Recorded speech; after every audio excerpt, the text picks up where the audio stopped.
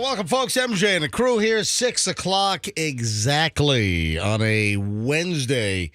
I don't know why Rolling Stone has the story, but did you see that Rolling Stone last night published a story, and it's been picked up everywhere else, that searchers for the Titanic submersible heard banging from the area.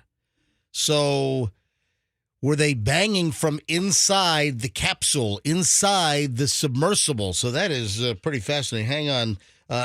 On the drive-in, obviously a lot of thunderstorm activity all around. Absolutely. But I had like no rain. It was like I cut when I looked at my radar. When I looked at my radar scope on my phone, it was like from my house to my drive over the Howard Franklin to our studios here in St. Pete. It was like a clear corridor, but it's like nasty all the way around us. It's like, it's almost like for me as I drove in this morning. Yeah. That's what it's like. Very biblical. Nice. Also, traffic was light this morning. Did you notice that, or did I just hit a pattern where it was just lighter? You know what? I think you hit a pocket. I thought it was pretty high this morning. Really? People driving a little slower. I have a little bit more of an interstate stretch than you do, but, it's going to be raining on and off all day today. Yeah, I didn't have any maniac crackheads driving in this morning. Typically, got a couple of folks that are just driving 120 on the Howard Franklin, weaving in and out like they're playing current version of Frogger in a car. So, all right, here's the deal. So, Rolling Stone, this is a report last night, and since then I've seen everyone pick this up. CNN, New York Post, just all over the place. Everyone's picked this up. And it says an aircraft heard sounds at 30-minute intervals from the area where the sub disappeared, according to internal emails sent to DHS leadership obtained by Rolling Stone. Why would Rolling Stone get, Of all the news sources, the last one I would think would be Rolling Stone. What about Good Housekeeping? Maybe. Vogue. Yeah, something like that. Yeah. Popular Mechanics is reporting that, MJ, unbelievable that Rolling Stones even have... What is Popular Mechanics reporting? You just said Popular Mechanics is reporting. The same way that you said Vogue. What? Oh, God, he was naming a random magazine for a joke. But Popular Mechanics makes sense. Does it really? Hot rod cars and a submarine in the middle of the Atlantic Ocean? Popular Mechanics is not a hot rod car magazine. What is Popular Mechanics? Popular Mechanics would make sense. That's like technical stuff and scientific stuff. We haven't talked about Popular Mechanics. You picked the one magazine that it would actually make sense that it would be in Popular Mechanics. No, that would be right. Popular Mechanics would be a much better expected source for information from the missing submersible than Vogue or Good Housekeeping. Okay, so on the front page of Popular Mechanics today is how realistic is the Flash movie? Like I said, but from a technical and scientific standpoint, that's what they do. They do scientific, technical. No, that would make sense. Anyway, so a Canadian aircraft searching for the missing Titan submersible, which failed to return Sunday from an expedition to the wreckage, detected banging in 30-minute intervals coming from the area the divers had email sent to the Department of Homeland Security leadership and obtained by Rolling Stone. Sounds like somebody leaked. Yeah, so that's interesting. The RCC Halifax launched a P-8 Poseidon, which has underwater detection capabilities from the air. You know what else I saw is that this submersible, they didn't buy a pinger. So they didn't have the ping. Well, that's ping. Even I have one of those things. Ping. And the pinger, man, that would make it a lot easier for this sonar to detect where the hell this thing is. And again, we still don't know if they're alive inside. We have no idea. This whole 96 hours of air, because there is a compartment that does have the air or the oxygen to feed the compartment. They say it's like 96 hours, but again, everyone's operating on, well, they went down Sunday morning, and I'm going to try to figure out the time frame here, but I don't think we really know. And could the banging be just noise, stuff rattling around on the Titanic at depth? I mean, who the heck knows? I mean, I'm hoping they're still alive, but then it's the race against the clock for any kind of salvage resources to get there in time, if in fact there is such that limited amount of oxygen. Some think that the hull exploded or technically imploded. Some think that could have happened. There's all kinds of crazy stuff about certification, that the company that made the big window up front, that they would not certify the window to remain intact beyond like 3,000 feet, and here the thing's going at 12,500. There's just a lot of crazy. Oh, speaking of crazy, another audio bite from that CBS Sunday Morning when their reporter was on the submersible last year. And remember, we told you about the game controller, that a $25 to $30 Logitech video game controller was being used. You go to Best Buy or GameStop to buy this damn thing. Isn't Logitech like the cheapest brand? Well, I don't think it's the cheapest brand, but they make it's keyboards. The one you can get at Target. Okay.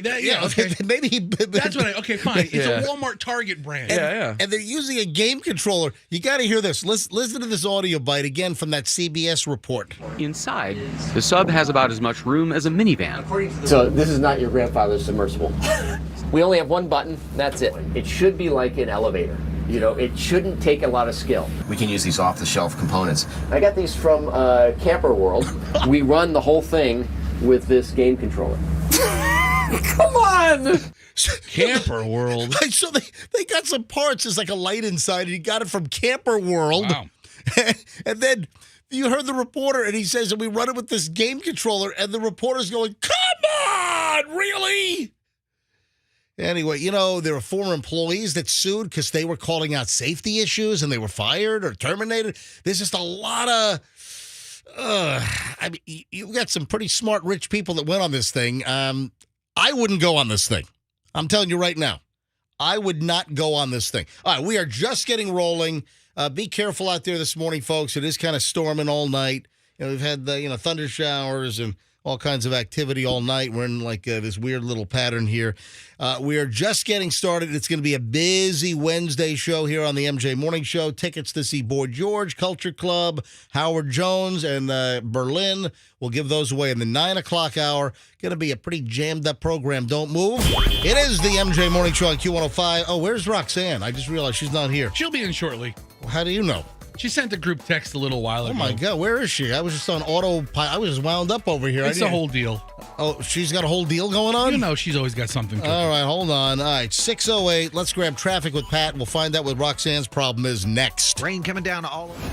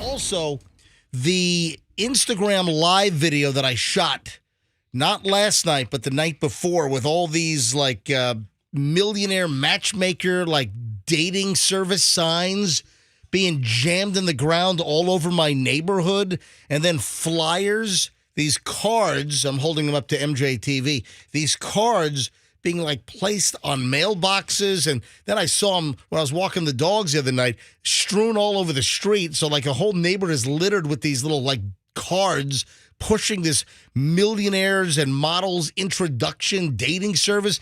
I didn't get to this yesterday because we were jammed. Oh, by the way, Froggy, 8-Bit Hit was a pretty big hit. Oh, yeah?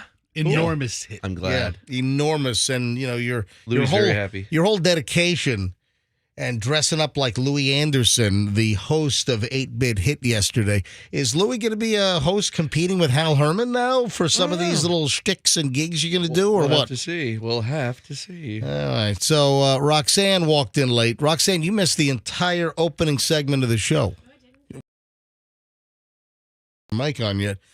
Say it again. No, I sat in the car and enjoyed it quite a bit. I pulled in right at the beginning No. of the show. Hold on a minute. You missed the entire. You weren't in the studio for the entire segment of the show. But I heard the whole thing. But she participated in her car. She participated as a listener participates, which we're grateful for. Are we having a disconnect?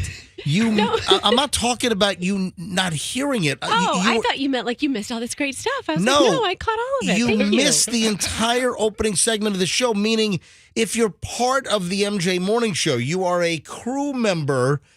When I say you missed the whole, it doesn't mean that you're driving and listening. No, I meant you weren't in the studio. You missed the entire, as a member of the program, you weren't here. So that's what I mean by missed it. Not that you were just all giddy in your car listening to the opening segment. I thought about running in right at the beginning and like running in and being like a minute late. And I was like, no, they got a nice groove going. I'm just going to sit back and listen. And I was very entertained and informed. All right, so I just checked my text. I see you did text the group. At 5:34 this morning, you texted, "Sick kid, I'll be there, but might be 5 minutes late. See you soon." Yeah. Oh, here we go. 6 o'clock. Then you texted again at 6. Yeah, excuse me if I'm not looking at my text when we're actually on the air. Well, Fester is. Here's the thing. Roxanne texts at like 20 minutes before showtime when most of us are driving. So I see my phone light up. I see it's from Roxanne, but I can't read it until I got to the parking lot. I'm like, oh, she'll be a few minutes you don't late. want to check your texts and grab your phone while you're driving over the Howard Franklin Bridge. You got lightning all over the place. Today's a wreck out there. It's going to be wet all morning. So Roxanne, at 6 o'clock, you texted, "I'm here, but now it's pouring." Yeah, I didn't want to walk in and get all wet. I'll be in when it lets up. So you were late? So, Fester, you said she's got problems, she's got issues. I said she has a deal. A deal. She's You did got say a a deal. deal? I was like, you're like, where's Roxanne? I go, she has a deal. Great. So your kid is sick, so now you're bringing whatever your kid has into the studio. It's probably just explosive diarrhea. Probably COVID. COVID. No, it's neither COVID nor upset stomach. She just literally, You just said explosive diarrhea, was making as a joke. in Nausea, heartburn, indigestion, upset stomach, diarrhea. Hey, Pepto-Bismol! Nausea, heartburn, indigestion, upset stomach, diarrhea. Yay, Pepto-Bismol! One more Nausea, time. heartburn, indigestion, upset stomach, diarrhea. Yay, Pepto-Bismol! Did you give her some of that? No, she did not really have an upset So stomach. then what's wrong with her? All it was, this is it, guys. I'm getting ready. I'm doing my hair, which, by the way, Mommy, I don't want you to go to work. pretty much. Last night she was actually brushing my hair before I went to bed, and I could hear little like spray, and I thought she was putting detangler in my hair because the kids have detangler. She was putting Sunscreen oil. What? Sunscreen oil. She was putting sun. So if it's extra Hold on, greasy hold on. today, that's What what's is going on. What is sunscreen oil? It's like a spray sunscreen. It's a spray sunscreen, but It's it's more very oil greasy. based than creamy. So it's sunscreen. Yeah, so it's oil. She was spraying oil in my hair. What's the SPF factor on this particular spray? The one she was using is 15. It's low SPF. Who the hell buys 15 SPF? I put 15 on my legs. That does nothing for you. You need to get 150. Well, I think you're right about that. But What's you the should have told me highest that it when I was goes? about 14 years And old. didn't I? Once you get above a certain number, it really doesn't do much. Yeah, Except it's like a marketing ploy. It's just, hey, we're getting your attention. We've got SPF 50. Yeah. Yeah, According look to at the us. According to the Google, Yeah. the highest SPF is 100, and it blocks out 99% of UVB rays. Well, then why is it SPF 99? Why is it SPF 100? That's deceptive. I'm telling you. Bastards at Big Sunscreen. What are they talking about? Call the good folks at Banana Boat and lodge a complaint. Yeah. Let's see. You know what? When I was a kid, Hawaiian Tropic, Yeah. all their stuff tasted like you wanted to eat it. Smelled like you wanted to eat it. That's what I meant. Yeah. It was like a pina colada. Yeah, Yeah. exactly. Yeah. Like you wanted to eat this stuff. It was like You wanted to lick your arm. some kind of tropical. Well, no, you wanted to just drink it out of the bottle. Yeah. It was like I wanted a pina colada, getting caught in the rain or something. So where were we? What did you say about when you were 14 years old? I should have told you what. Yeah, because you're like, oh, you can't use 15 SPF. I said you should have gone I don't back want and to talk told to you when you're 14. That'd be really 14 creepy. Well, my 14-year-old self was using baby oil, so I could have Oh used that my information God! then. You were going out in the sun with baby oil on with zero protective factor. Absolutely. Yes, I was very, very into tanning back in the... Yeah, the stupidity, right? Yes. My mom Is would... that why you're all craggly like Magda from Something About Mary? Yeah, that is exactly why. That's Not the cigarettes. It's Roxanne's not a lot of things. She's no Magda. Who is really? I'm kidding around. I kid. All right, so your daughter is not sick. No, so I'm doing my greasy hair, and I hear a little bit about her feet. Did you wash your hair? No, I didn't even So, have time. Hold on. After she sprays your hair with sunscreen, It's you mostly didn't- in the back. you didn't. Your kids are out of control. They're just... What if it were Drano? What if it was like Formula 409 or what are some other cleaning We fluids? do keep the cleaning formulas locked up still. What if it was some like Moldex or something, or I don't know, Fabuloso is good for your hair. Fabuloso. Yeah, speaking about wanting to drink stuff, I mean, those colors are so Yeah. attractive. Yeah. Hey, let's make a cleaning fluid that looks like Kool-Aid or Gatorade. What could possibly go wrong with the kids, right? All right, so She just came in. I heard her little feet come in, and she said, "Mommy, I can't breathe out of my nose." is she baby talking still? Yeah, and I love it. And I don't want her to stop baby talking. When she's 9, 10, 11 years old and she's going, Mommy, I still believe. Yeah, haven't you heard those kids? There are kids that are way too old and they're still doing baby I talk. know. And I want to like grab the parents and shake them. I want to go, why didn't you get him out of the baby talk? Your kid is 11 years old and haven't you heard that? I have heard it before. Fester, Yeah. have you ever known any kids Yeah. at like way too old to be talking like baby with the baby talk? Yes. We had a friend who I won't name, and they had a kid. They had a kid that was just doing the baby talk thing. I mean, I'm telling you, I think they were like 10, 11 years old, and I'm like, every time the kid talked, I wanted to just take an ice pick and jam my eardrums out. It was like, oh my God. If my kids never baby talked. Oh, when they were babies, Well, they probably you know what? did. A lot of it's how the parent talks to the kid. I never baby talked much with the kids. You know, I remember reading about that. Don't do the, Who would do that to an 11-year-old? But if you do it to 6 and then you try to break the habit, kids like, sorry, mama. It's like the parents should let their kids have a passy until they're like 7. Oh, yeah. Oh, that's another thing. Or the crazy stories of the moms that are still breastfeeding the kids at 5, 6 years old. It's like, what are you doing? And then can you imagine if the kid is breastfeeding at 6, still baby talking at 9? And pacifier still in the mouth. Diapers. Aw. Whoa. You're going to be one of those adult, like, baby guys. They're on Jerry Springer. You know what I just thought of? I don't know if we mentioned this. Speaking of diapers, did you see that these Taylor Swift maniac fans, a lot of them are wearing adult diapers to the concert so they could just go to the bathroom in their pants so they didn't have to leave and miss any of the concert? All right. I saw a clip yesterday for the first time of the line at the women's bathroom at a Taylor Swift concert. And it was like almost wrapped around the stadium. And there was no line to the men's room. So that isn't a terrible idea. Because if you get up to go into the women's room at Taylor Swift, you're waiting for an hour, half an hour. A lot of people, that's kind of known for like rock concerts and stuff too. Hold on, really? Yeah, the guys guys wearing adult diapers so they you just hammer beers and you don't have to miss any, like a Metallica show. and just whiz in your pants? Yeah, That's it's disgusting. a thing. You know what? Let's. You guys need to do that during the MJ Morning Show so you don't leave the studio. Just pee in your pants. Sometimes I do that if you guys tell really funny jokes, anyways. It's 6:30 at the MJ Morning Show. Early Morons of the News coming up in just a bit. Stand by. It's going to be a busy Wednesday. I've got a great pile of absolute idiots, which we'll dive into next. Here on the MJ Morning Show. Hey, let's talk car accidents.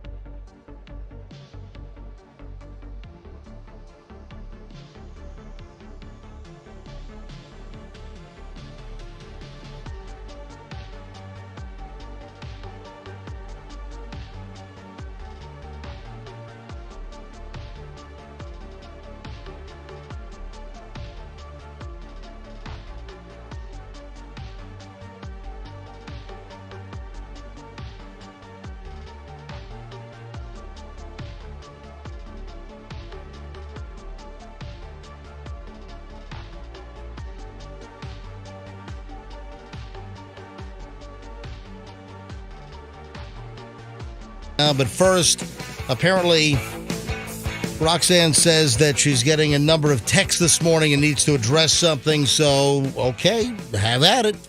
Well, the question is, does MJ know he is sporting his Superman swiggy spit curl thing again? Are you making this? Are you reading this verbatim? Or you just all right, read that again exactly. Does MJ know he is sporting his Superman swiggy spit curl? Swiggy? Yeah, slash swiggy. Squiggy or swiggy? I'm just reading verbatim.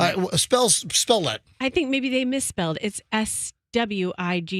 Swiggy. Yeah, I think they mean like squiggy. I know what they mean when they say swiggy, but I have not looked at myself. Hang on, let me look into my darkened cell phone screen, which can act as a mirror occasionally. You do have the loose hair. Oh, I see that. Yeah, there's like hold on, like right there, like the little that little squiggy thing. Yeah, the little curly Q. All right, so about 2 months ago, I brought it up and I made I had Wacky Jackie make a side by side. Made a mockery out of me. Right. I don't know that it needs to be made a mockery of every time. I mean, your hair is a disaster every day. Okay, thanks. It's like ramen. My hair looks like ramen. You know what? You ever take ramen out of the boiling water and just put it right on the plate? My head is a noodle restaurant. I mean, it's like a brownish gray ramen, but yeah. Yeah, you know what? It totally is. And so much to the point I have had this internal urge, and I haven't known why, to want to dip your head in boiling water to wonder why. soften up the curls. Ramen Head. So let me ask you this. It's a great name for a restaurant. MJ's Ramen Head. Almost every time that That I've would ever be great is you get hair in your noodles. What do you think? You're slurping your ramen and, which is, you're pulling out you're actually upset when you don't get hair. pulling out a strand of hair. What were you going to say, No, Fester? outside of work, outside of the morning show, you're almost always in a ball cap. Not always. Almost always. I didn't say always, but almost always. I don't know, not during the week. I mean, maybe on the weekends if I'm running around somewhere, but when I walk the dogs, like last night, I didn't have a cap on. When I walk the dogs at 6 o'clock at night, I don't have a cap on. You're a frequent cap wearer. When do you see me wear a cap during the weekdays? Never. That's Doesn't what I'm happen. saying. Why don't you? Why don't When's you? the last time I wore a cap on the air? That's what I'm saying. When's the last time I walked into the studio with a baseball cap on? I don't do that. With a head like yours, it's not a terrible idea. That's all I'm saying. With a head like, what does that mean? Back to your It hair. says the bald guy? Who wears a cap? Whoa. Who?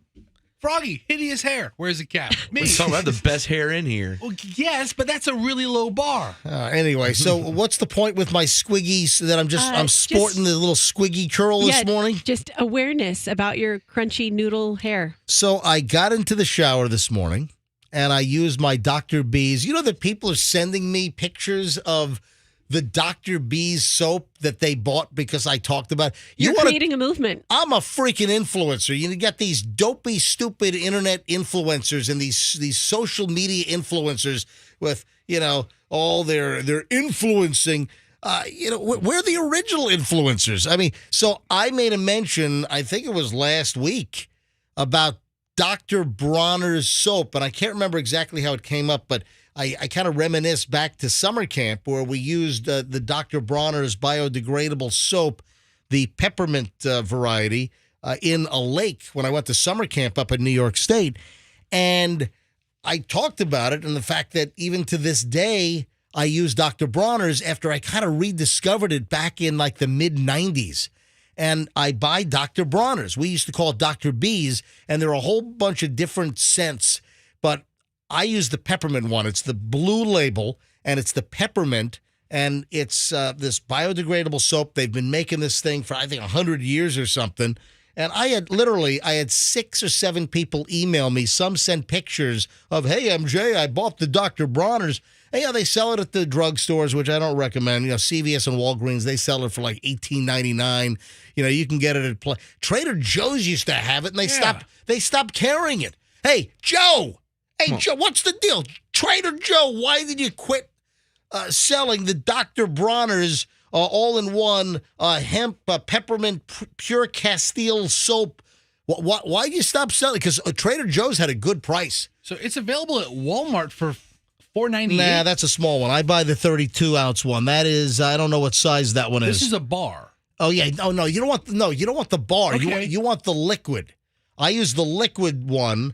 And I get the 32-ounce one. And Whole Foods has a good price on it sometimes. It goes on sale at Whole Foods. And then if you're a Prime member, it's like another $1 or $2 off. So sometimes you can get like the 32 ounces for $11.99. So this is like a masculine kind of deal, right? More of a masculine scent. I'm just telling you, I went in the shower this morning. Okay. I used my Dr. B's. And then I just some crap shampoo from Walmart or something. I wash my hair. I get out, and then I use a hair kind of gel or pasty product. Oh, I see that. I kind of rub it in my palms. You getting the whole process? Oh, that didn't sound good. I rub it in my palms.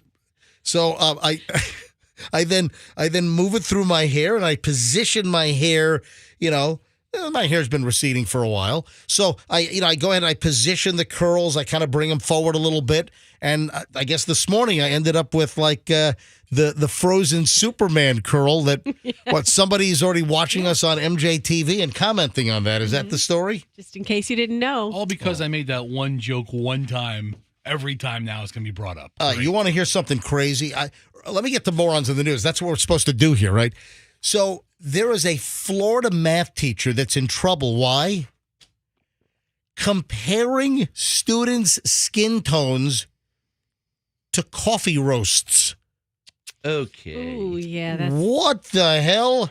High school teacher here in Florida has been fired. So fired from the job last week, actually after school ended, after he shockingly compared the skin color of some of his students to coffee roasts earlier in the year.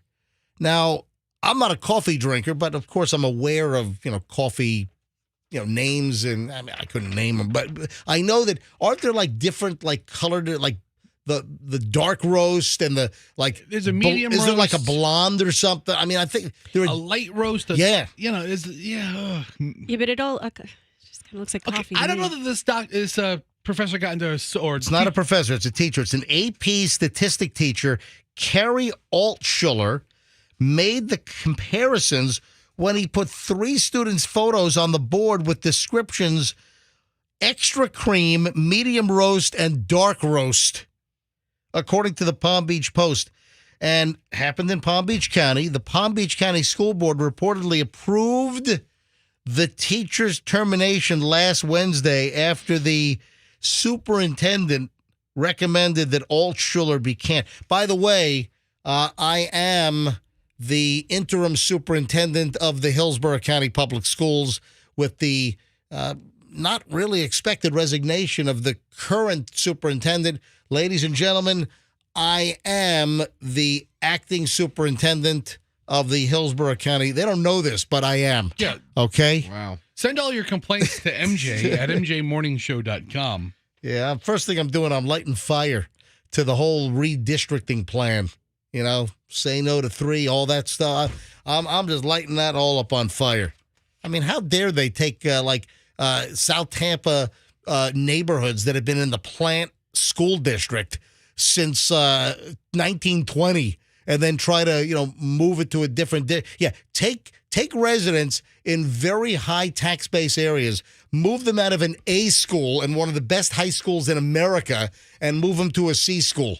Yeah, that's going to go over really well with the taxes that some of the South Tampa folks are paying. Well, I hope Jefferson beats Plant's ass this year in football. Anyway, can you imagine a teacher comparing students' skin colors to coffee roasts? Yeah, there's no reason for that. Are you all right over there? No, I'm just saying there's no reason for that. Sounds like you were gagging. No, on Roxanne something. was offended because she would be extra cream in this scenario. No, I would be chocolate chip factory explosion. What do you call me, Fester? Okay, that's because of What? moles. That's because of your moles. You That's what? the- You what? Do you say that again? No. Roxanne, I love it now. I take it You as a call compliment. Roxanne chocolate chip factory explosion? No, no, but I was a victim. Roxanne was critiquing her own. That's arm- pretty insensitive. Wasn't there a confectionery plant explosion in Pennsylvania? Okay, that was a chocolate factory, not a chocolate chip factory. How do you know? Maybe they made chocolate chips in that factory. Roxanne was awfully close, and I don't know this for a fact, but I can tell by the number of liver spots she has on her arms. Oh, jeez. We're doing a Fester. story about not talking about people's skin tones, Yeah, and now we're going to talk Fester's about. the most physically repulsive person on the show, and Fester makes the most comments All right, about physical appearance. Anytime I see What the anybody hell? with dark freckles or moles or spots, I comment, oh, it looks like somebody got a little too close All right, to a anyway, chocolate chip listen, factory explosion. all right, well, listen, we've talked about Morgan Freeman for a while and all those skin tags all over his face. What do you think happened to him I before want to reading grab. Rainbow? I want to grab a Sharpie and connect the dots. I want to see if some little. Yeah, right. I want to see if I see like astrological signs in there or something. I Anyway. take it as a compliment because I know Fester wants to eat those chips off. All right. So listen, if you're a teacher, do not compare. Fester wants to eat your skin tags and oh my God, this is disgusting. All right, I'm stopping this right now. Please. All right. So if you're a teacher, do not compare your students' skin tones to different coffee roasts. I don't think it's going to be very healthy for your career. What a numbskull. All right, 6:50 at the MJ Morning Show. Oh, we got a Hostess Twinkies problem. Got to tell you about that coming up in just a bit.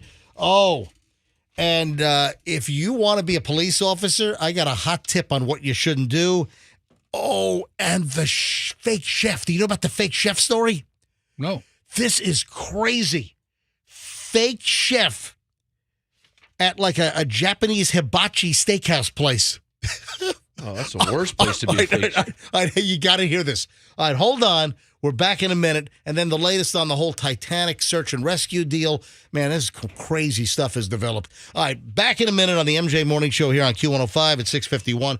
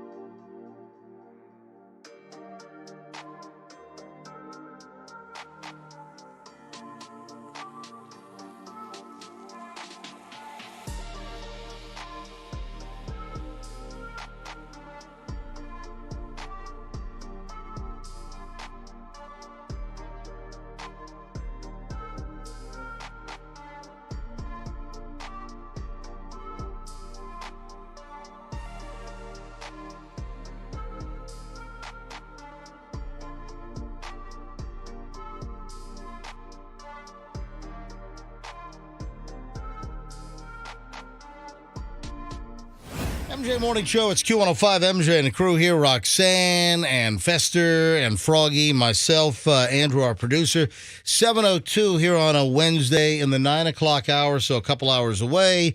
We'll give away Boy George with Culture Club. Special guests Howard Jones and Berlin. We'll give away the tickets. They're going to be at the Mid-Florida Credit Union Amphitheater on July 15th. So we'll have tickets for you in the 9 o'clock hour. Stand by on the way, MJ Morning Show. Oh, and don't forget, every morning at 9:10, we do the must-hear 9:10 story of the day.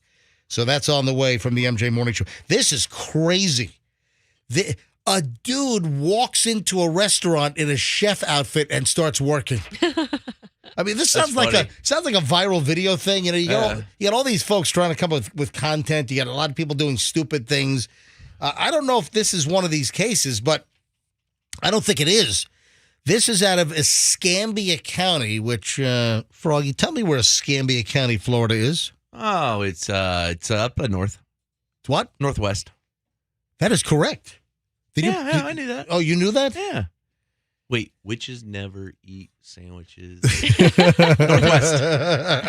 Northwest. Yeah, that's right. Escambia County. Remember, you can't spell Escambia County without scam. Yeah, they've had some issues up in Escambia County. So, yeah, up in the Panhandle, Pensacola, right? Area, Escambia. So, Pensacola is technically, right? I think so, yeah. Escambia County, right? Just double check on me, would you please? Yeah, Pensacola. Yeah, there you go. All right, so you got to hear this. This incident report from the police, from the sheriff's office up in Escambia County. This is nuts. 7 people were hospitalized from unknowingly consuming narcotics. So, all right, how's this tying in? Guy walks into a restaurant, into one of these hibachi grill, like the Benihana kind of hibachi grill. They're doing the show. They're flipping the shrimp tail in their hat. Yeah, and those chefs are really entertainers. They have a decent meal. Very skilled. Yeah. So you have a guy that walks in dressed as a chef, and then you've got a bunch of customers at the restaurant that were hospitalized for unknowingly consuming narcotics. So what happens? Okay, I have a question. I thought you were going to say unknowingly consumed uncooked meat. Just swerved you off the road a little bit. Hang on, just whoa, got a little too close. Slamming on the brakes. Just Roxanne. You will not tell this story. No, I thought the chef posing as a chef served them like uncooked chicken, and 7 people went to the hospital for salmonella. But no, it's narcotics. Yeah, can I continue? Can I tell the story, please? Roxanne will act surprised when you read the story again. All right, so the guy is dressed as a hibachi chef. He walks into Nico Japanese Hibachi Grill Steakhouse. And I'm sure they've got a little sushi menu on the side, right? So this guy walks in, then goes in and out of the kitchen at the Nico Japanese Steakhouse. This is in Pace, Florida, about 3 times before the manager told him to leave because you don't work here. That's a good reason. Guy shows up in a chef's outfit, and he's in and out of the kitchen, and the manager says, please leave. You don't work here. But then it turns out that 7 people ended up going to the hospital after unknowingly consuming methamphetamine while dining at Nico Japanese Steakhouse. What did he do? Throw a bag of meth in like the soup or something and then walk out? Apparently so. Something happened.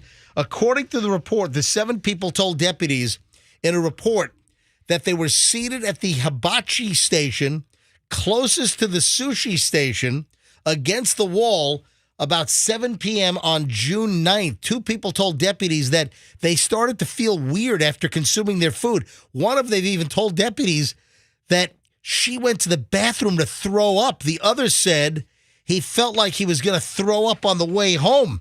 According to... God, meth must suck. Why do people like it so much? No salmonella in the chicken. According to a report, the 2 people claim that they were up until 4:30 in the morning. Oh my God. They were, I guess, talking with their children who said they also ate at the restaurant. Because they could not fall asleep and were feeling weird, the two people told deputies they went to CVS to get a test kit because they felt like they were drugged. You can get a drug test? You can get a drug test. Yeah. The family of four took themselves to a Santa Rosa hospital up in the Panhandle, told deputies they eventually saw three others that were at the hibachi table also arrive at the hospital. Wow. That's Oh, crazy. my God. The Santa Rosa County Sheriff's Office says that the family of four also had leftovers from the restaurant, which tested positive for methamphetamine. So the food tested positive. So it's got to be this crazy fake chef guy that walked in dressed as a chef, was in and out of the kitchen. He must have put methamphetamine in the food while they're eating at the Japanese Nikko Hibachi Steakhouse. He could have put it like in the yummy yummy sauce or the goody goody sauce, or he could have done meth tempura chips. I'm and- disturbed that you know that lingo. What? The yummy happy sauce? No, yeah, and that's what they Yeah, have. the That's yummy sauce. The yummy yummy sauce with the goody goody sauce. Sorry, I don't know what that is. You know, this reminds me of a great cinematic movie. If you haven't seen it, you should check it out. Larry the Cable Guy, Health Inspector. It's really basically about this. A guy goes into a restaurant and poisons it, acting like a chef. It's the same thing. Wait, there's a movie. Larry the Cable Guy is now not a cable guy. He's a health inspector. Oh, yeah. It's about 15 years old. Classic Hold on. That was film. really a movie? Yeah, it was. Yeah, of course. I And never it's really saw funny. it, but it was, A lot of gut busting laughs in it. I'm I tell sure you. that's a cinematic masterpiece right there. It is really funny. Is this not the craziest story you've heard in a long time? It really has a twist. not to Larry the Cable Guy. He's heard this before. Wait, it gets better. Listen to this. One of the people who showed up at the hospital later spoke to the Santa Rosa County deputies about what happened, and he says the chef was using two different soy sauce bottles, one of which he says was soy sauce that was thicker than the other. Because it was chunky with pieces of crystal meth. It was all gunked up with the meth. It was a meth Like syrup. looked like blue cheese in the soy sauce. On the following day, deputies went to the restaurant, spoke to the manager. The owner was also contacted on the phone, who drove to the restaurant to meet the cops. The manager provided deputies with the names of all the people working at the restaurant that night from 7:30 to 9:30. But once deputies told the manager where the 7 people were allegedly sitting, she told them that the table they described by the sushi bar was not in use that night. The manager then told deputies that a man dressed as a hibachi chef walked in, was working in the kitchen, telling everyone that he was recently hired. Why interview anybody else working there besides the guy who just strolled in? Exactly. And then the manager's like, you don't work here. I think the manager would know if somebody was recently hired. The manager told deputies that he asked the man to leave, but according to the report, she claims that the man stayed in the parking lot for a couple of hours waiting for someone to pick him up. What is going on here? He kept the chef outfit on the whole time? The whole time. According to a report, the man did fill out an application to work at the restaurant, but was not hired.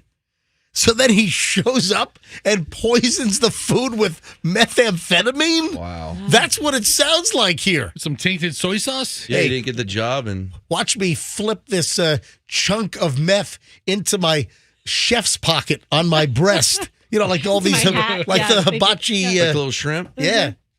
Oh, my God. This is the craziest damn story I've seen in a long time. So the sheriff's office was able to identify the man because he filled out an application. Yeah, put all his information on the application. Found out that he recently quit his job at a different sushi restaurant because he was allegedly told that he would be getting a raise but never got it, so he quit. Anyway, search warrant was conducted at the business where investigators tested multiple soy sauce bottles. 2 of the soy sauce bottles tested positive for methamphetamine. Can you imagine you don't do drugs your entire life? Whole life. And then, you are involuntarily plied with methamphetamine because it's in your food? Now, are these people I would be addicted? so pissed off. Yeah, and then what if you ended up liking it and becoming Will addicted? you Yeah. stop it, Roxanne. Sounds like all they were doing was puking. It really Sounds had terrible. A negative experience with Sounds this like that meth. wedding that they all got high. Like, remember the Oh, wedding yeah. party where the people drug the whole wedding? They brought out a dessert. Yeah, and it was filled with weed, and at least that makes you laugh a little bit. Other items in the kitchen also were tested, came back negative. What about the bok choy? Did it have any meth on it? The manager of this, I don't know if they had bok choy there. The manager of the sushi restaurant said the man allegedly quit. The manager of the restaurant where the guy did quit also contacted by the sheriff's deputies, told deputies and report the man was always moving fast and would talk to himself. What? Because the guy was all wigged up on methamphetamine. That's right. Meth will My do that to God. you. Also claimed the man would talk about being on medicine. Dude, what a creep. Man, this is the craziest damn story. Anyway, employees were interviewed at both places. Due to a lack of evidence and eyewitness observance and surveillance footage, they were unable to determine if any person was associated with the contamination. But, man, how can a guy walks in and fakes being a chef? Of course this guy put the methamphetamine in the food. No need to interview anyone else. Oh, my God. This is the craziest damn story. All right, I've got a couple of other additional items. This is bad. If you want to become a cop, this is a local story. Local Clearwater story. If you want to become a police officer, this is not good for your career path. And also, the Twinkie story's on the way. The dating deal. All these signs popping up in South Tampa for this millionaire matchmaker. What is this racket going on? All right, hold on. I got a lot of stuff coming up. Also, I think someone's trying to get one over on me. I'll explain that in a bit. Roxanne, I want an update on the smoking hot supermodel Brazilian housekeeper that you have. Update? Yeah. We were supposed to get together with her last night? No, hold on. We'll explain coming up in a minute. Hold on. We are loaded next because we start an hour and 20 minutes of nonstop MJ morning show in minutes. Hold on.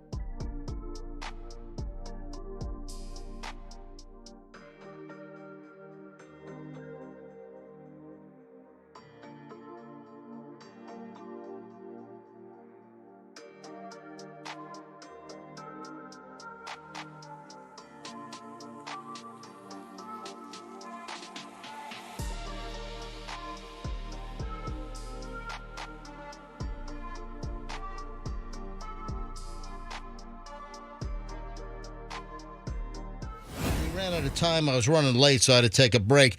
But the other last item with the fake hibachi chef at Nico Japanese Steakhouse up in the Panhandle. If you're just tuning in, you didn't hear it. Crazy story we had in the last segment. So this dude walks into a Japanese hibachi grill steakhouse dressed in a chef's outfit and just starts working. And he doesn't work there. Apparently, he quit another job at a sushi place, so he had the garb, he had the attire, and it turns out that it looks like this guy poisoned the sauces with methamphetamine, and you had 7 customers, 7 diners that went to the hospital because they were drugged with methamphetamine. That they tested like the squirt bottles that the chefs use on the hibachi grill on the food. Yeah, making the rice, and it tested positive for methamphetamine. The final thing I didn't mention, they don't know where the guy is now. So the dude is on the loose. How could you leave that out? Because I ran out of time. I rushed myself. I thought he got arrested. I thought he was in the Escambia County jail. I didn't say that. That was open-ended. So there's no arrest. They don't know where the fake hibachi chef guy is at this time. Which that's just a little shrimp tail on top of the story. There you go. Yum. So we'll let you know if there's an arrest affected, blah, blah, blah. We have an update coming up in just a bit on the Titanic search and rescue deal. In fact, I've got a crazy pile of stuff. There's just all kinds of new little details. I'll give you a little headline. Late last night, story broke. Actually, Rolling Stone magazine broke the story, and of course, it's everywhere now.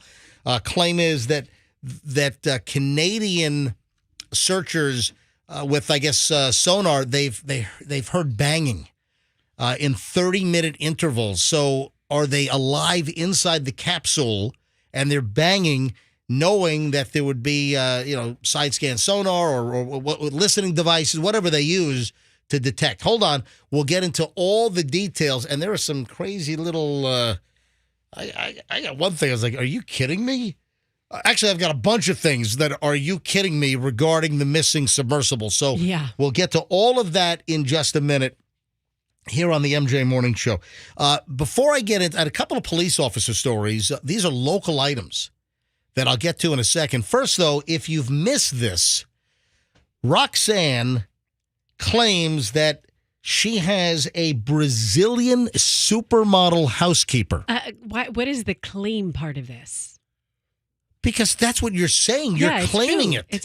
But we haven't seen her. You will not show us a picture. I'm not a weirdo creep that's going to sneak a surreptitious picture. I'm going to ask her next time she comes now that we've become friends. Roxanne, hold on a minute. Fester, Froggy, is there anything bizarre about me saying that Roxanne claims? Is there anything from a sentence structure standpoint that's off base? If we have not seen the alleged supermodel Brazilian housekeeper that Roxanne has, and we have not seen, none of us have seen it. No. So isn't that an accurate statement that Roxanne is making a claim? Why are you offended by the word claim? Because you're bringing it into question. Well, but that's fair game. You're just telling us that you have a new housekeeper that is a supermodel, and you used terminology earlier in the week, something to the effect that your Brazilian supermodel housekeeper puts Gisele Bündchen to shame. Yeah, she makes her look raggedy. Raggedy? Wow. Yeah.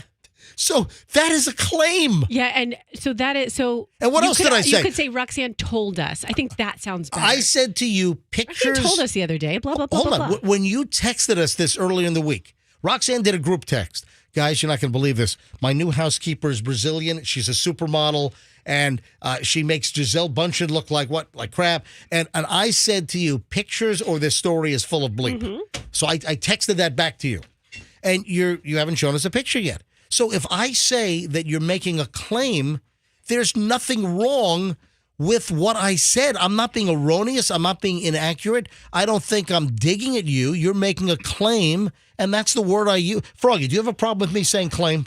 No, I don't think. I mean, she's making her sound like the most amazing woman ever. Yes. She's better looking than the most famous supermodel ever. And that would be a claim. that she is making. Without Yes. any. Oh, aren't you guys just wordsmiths? And of this morning? course, Aren't it you is just a subjective what she dictionary? thinks is that. Thank you, Mr. Dictionary. We didn't invent the word claim, which is what you're making.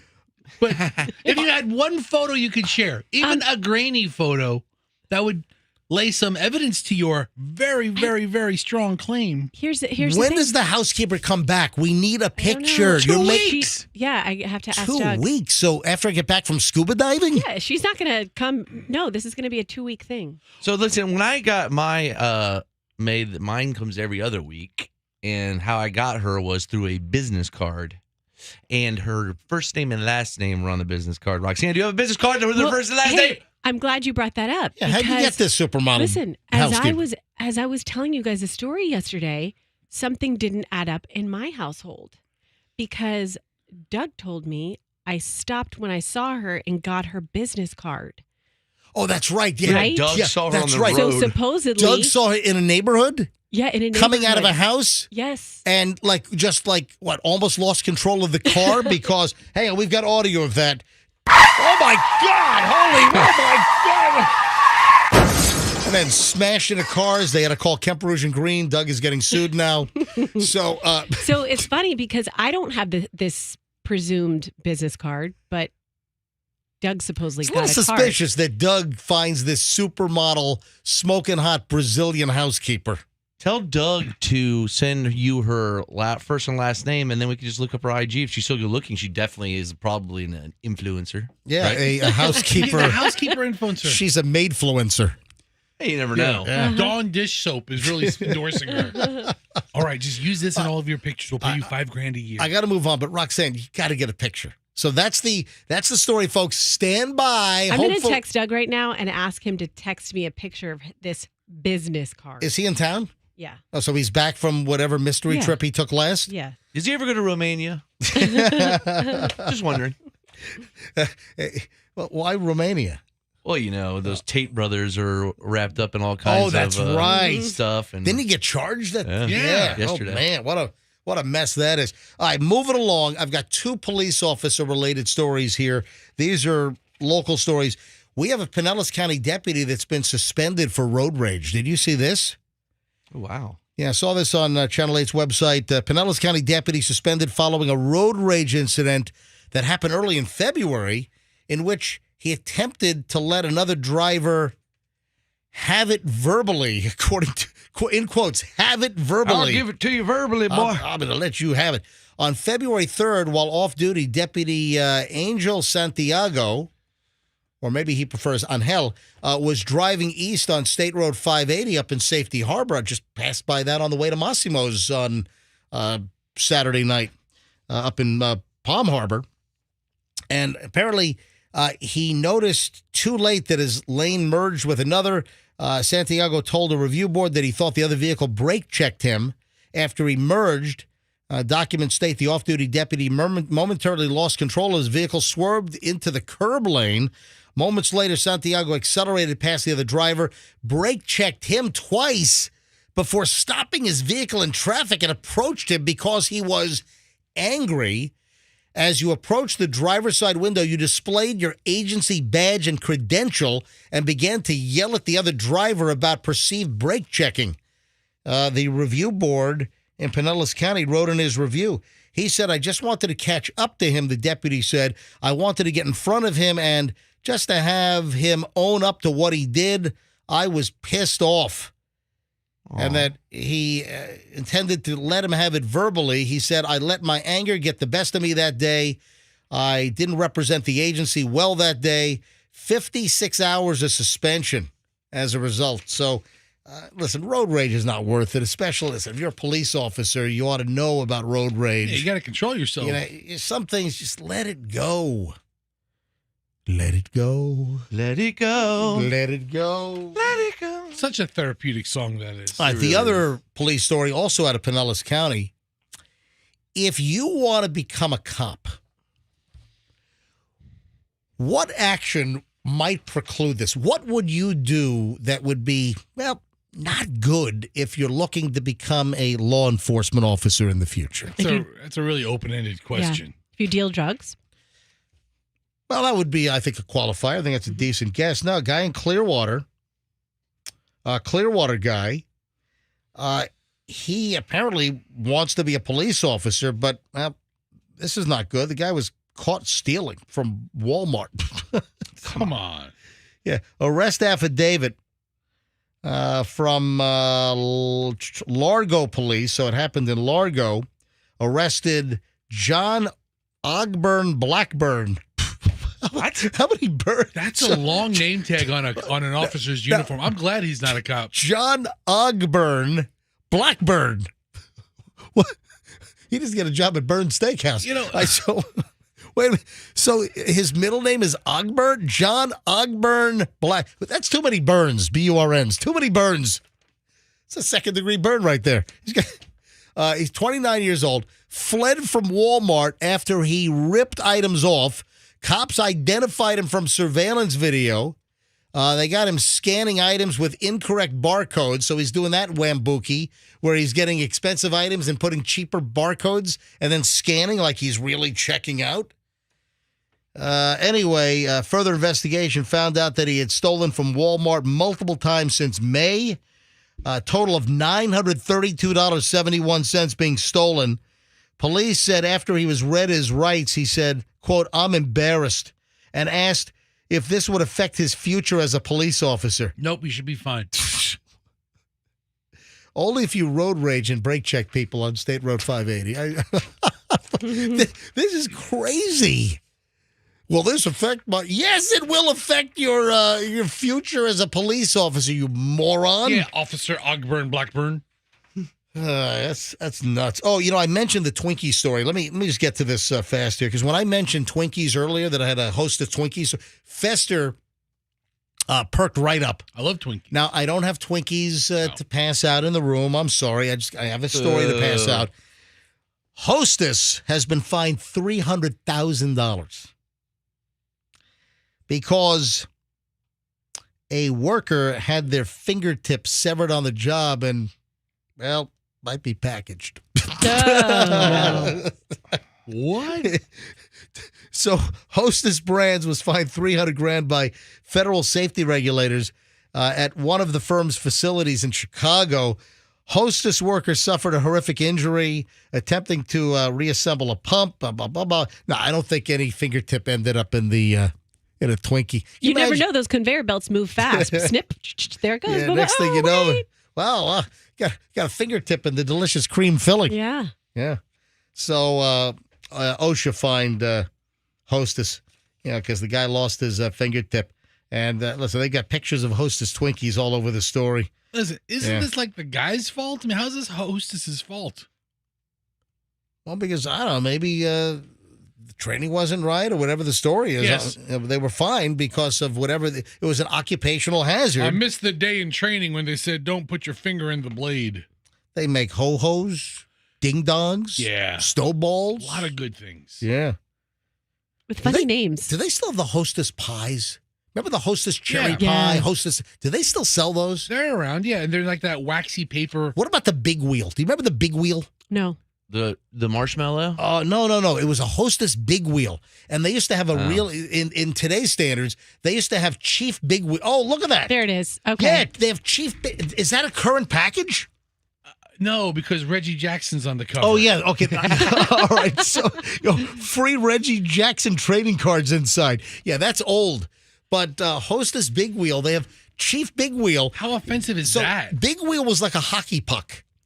And it was kind of like a Hostess cupcake, but it was a hockey puck. And it was completely like covered in like a soft chocolatey shell. And then inside it had the cream. The cream's in everything. Yeah. The cream's in the cupcake. The cream was in the Big Wheel. The cream's in the Twinkie. It's all the same damn cream. But they had like this stereotypical, like an Indian guy shaped like a big wheel with a big Indian headdress on. Can you imagine? That wouldn't go over very well today, would it? No. That would anyway. So, Fester, there you go. Fingertips. You still hungry now that I'm talking about severed fingertips at a Hostess factory? There will never be a day that I don't love Hostess products. A Big Wheel was like a giant ding-dong. Yeah, you're right. A giant ding. That doesn't sound right. If you had a giant ding-dong. It's got a big ding-dong. Call it a Big Wheel. Name this stuff. I know. You know how many giant ding dongs I jam in my mouth right now if I could because they're delicious. A ding dong and a ho ho at the same time. You think you could do that? That's a little kinky even for me, but yeah. Something about ho-ho, a ho and a ding-dong. I mean, I'm down for it. Yeah, you're describing an interaction is what you're describing now. Can we throw in a fudge round? Yeah, bring me a glass of milk. We'll see what happens. So that's a little Debbie product, by the way. Let me go through the Titanic stuff now because, man, it's a pile beyond belief. You know, I played this audio earlier this morning, and it's another excerpt from that CBS interview with the submersible. Reporter, Pogue, went on the submersible last year, and it was a big report on CBS Sunday Morning on the magazine show on CBS TV. And this is another audio bite from that 9-minute piece. Listen to this. Inside, the sub has about as much room as a minivan. So this is not your grandfather's submersible. We only have one button, that's it. It should be like an elevator. You know, it shouldn't take a lot of skill. We can use these off-the-shelf components. I got these from Camper World. We run the whole thing with this game controller. Come on! So the reporter's going, come on. They run, and we told you this a couple days ago, they run the submersible off of a $25 Logitech video game controller. Which is like the entry-level controller. See, Froggy's a gamer, and Froggy pointed this out. You said they sell the exact one at Target. Yeah. I had one and my kid dropped it once, and it broke immediately. Immediately just broke. Maybe they that's what break happened. Really easy. Maybe they could have just dropped the damn thing and it broke. They lost control and smashed in the Titanic because of the Logitech. Maybe someone sat on it. Maybe it snapped. Maybe the joystick snapped or whatever the hell. And then there were parts from Camper World. Right? And I did see the video. It is a lighting system inside that they bought at Camper World. LED lights people use to light up their campsite. All right, now kind of looks even like the videos of it. It looks kind of shanky. It doesn't look shanky. You mean janky? No, it looks shanky. Shanky, janky. Yeah. Shanky. It doesn't look like it should be going 12,000 feet. Titanic. Yeah.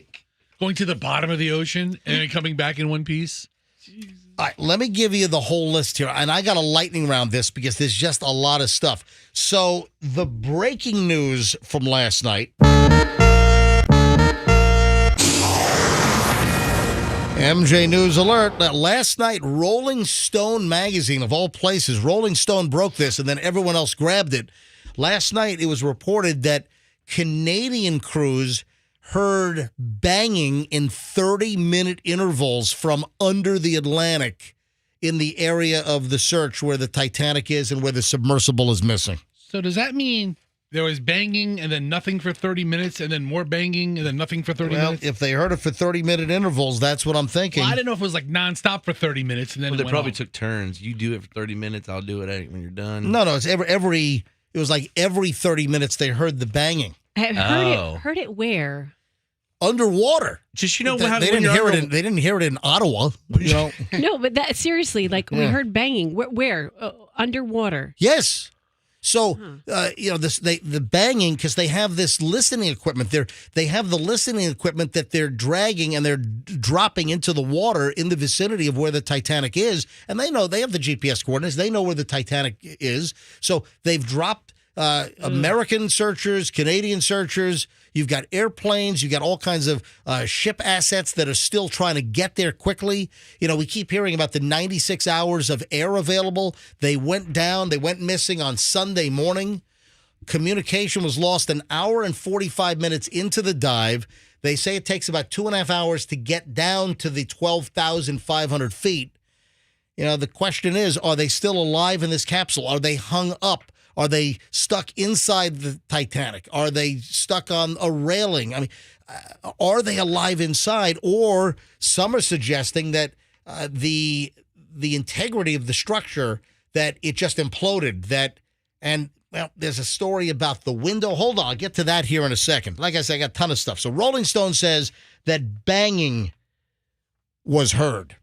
Also, did you know that you can't get out? If you're inside, you can't get out of this thing. You can't open latches and get out. So, you're bolted in. Yeah.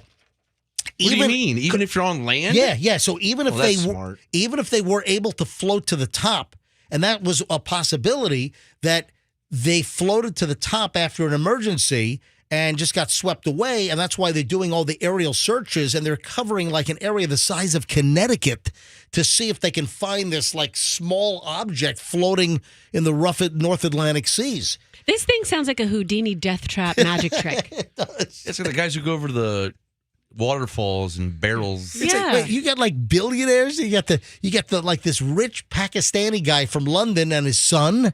You've got the British billionaire Hamish Harding. You've got the French Titanic researcher missing. So those are the four, and then the CEO was piloting the thing Because it was really easy to do because it was just a game controller. Yeah. Oh, a video game control. But as far as if it is on the surface, they could still technically suffocate if they run out of air. Yeah. Because they're bolted in. There are 17 deadbolts that have to be unbolted from the outside, apparently. Imagine just they come to the top and they're alive and they can't get out because it's bolted. They got a Logitech controller, but they got the most advanced bolts. There's a report also that OceanGate did not report the missing submersible for 8 hours. Okay. Did they not want to cause alarm, bad PR? Did they want to try to find it themselves? Well, but what happens if they would have reported it immediately and there was an 8-hour jump on getting resources to the scene? We played audio yesterday of people who have taken this trip before, Yeah. and they said they were lost for 2.5 Yeah. hours. Yeah. So, I mean, I think it's reasonable to not report it right away because you've lost ships before, they've come back. Yeah, we played audio of a guy that was on an expedition last year. He said, yeah, we were lost for 2.5 hours. Yeah, Andrew, if you can dig that up, just give me a thumbs up. After when you 8 find it. hours, yeah, we got to get somebody else involved. But, you know, they were holding out hope for several hours there. There, man, I'm telling you, I got so many little sidebars here.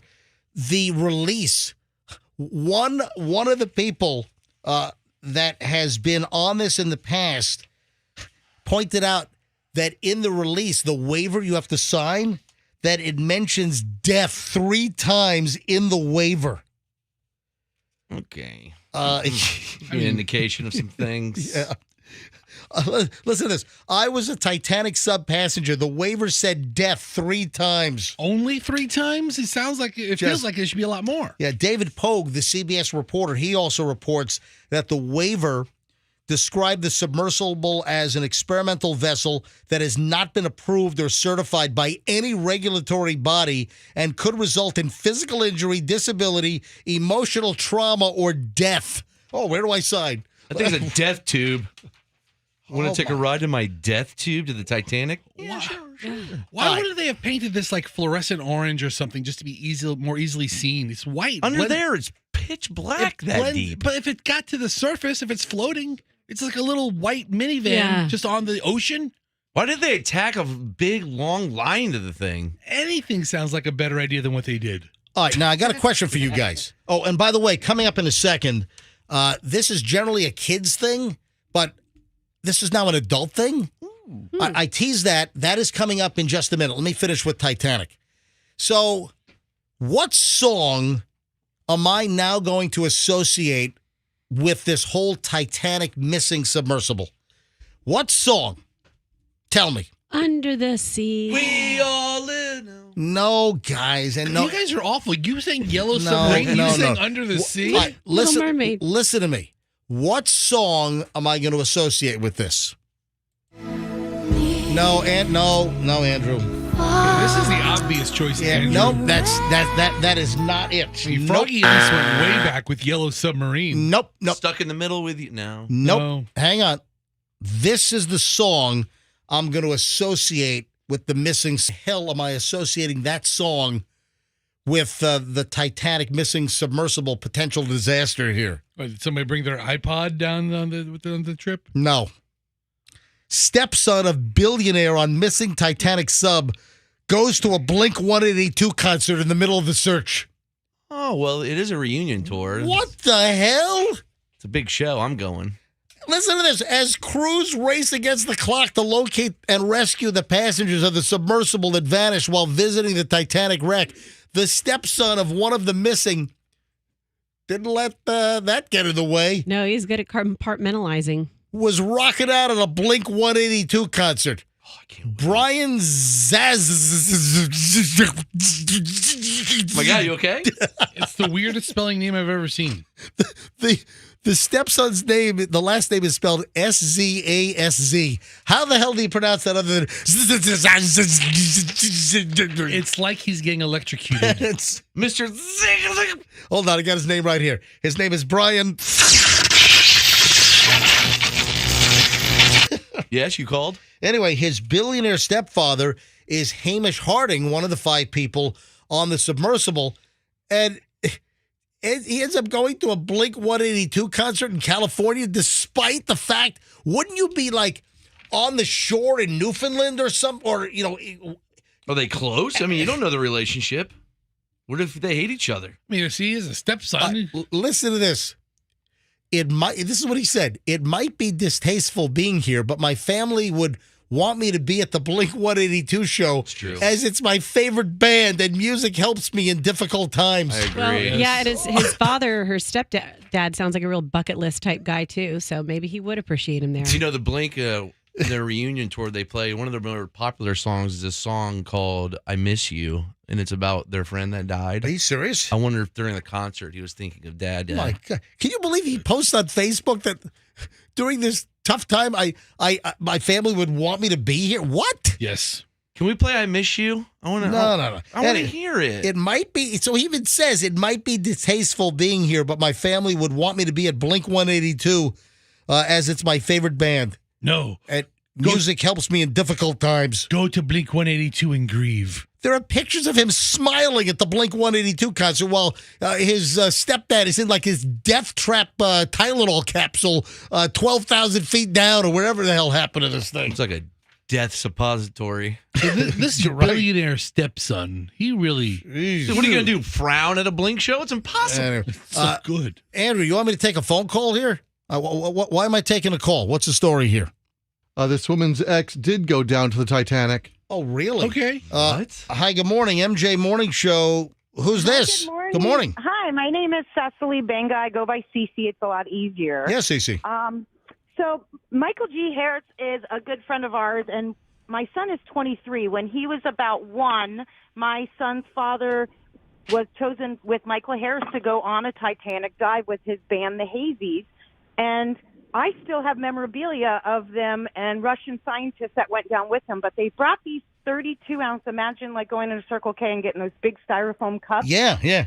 And they decorated them, and they took them down into the dive, and I actually still have them, and they're the size of almost a thimble. So imagine the pressure that they are feeling while they're going down. All right, now, did your ex go on this or a different submersible? I don't know the exact submersible, but it wasn't. Exactly it's not. It's a pressurized. It's a submissive. Submersible. Sorry. That's all right. Yeah. Submersible. And what happened with you and your boyfriend? It sank the whole relationship. No, well, yes, shortly after actually, but we Really? still are very good co-parenting, and okay. We all remain friends. And we were just talking about this and praying hard because they know exactly what it's like to be down there. You are bolted in. You can't get out unless once they raised you up. I mean, we have videos of it, and it was quite scary. I had a newborn child, and sending him out there, but never thought something like this would happen. Yeah, now hearing it is just heartbreaking. Yeah, I'm wondering if it's the same vessel. Hey, Cece, thanks for calling in. I appreciate it. No problem. Thank you very much. Hold on. Can we get a hold of him? Can we get a hold of your ex-boyfriend? Yeah, I can definitely give you his number. All right, hold on. Let me put you on hold, and let me put you on hold, and Andrew. All right. Oh my God. Hello, testing. This thing on. Yeah. All right, hang on. Let me put you on hold, and Andrew's going to get your information. We'll try to call your ex-boyfriend. All right. Sure. Hey, thank you for listening, CC. No problem. Thank you. I always listen to you guys every morning. Yeah, even at appreciate work. it. Thank you. Thank you. All right, hold on. Yeah, well, we'll also ask about the relationship and why it went south after the trip. Are you making fun of me in my line of questioning? No, I want to explore that. I mean, you go down to the Titanic and you realize you don't want to be with Cece? All right, a couple of other things here.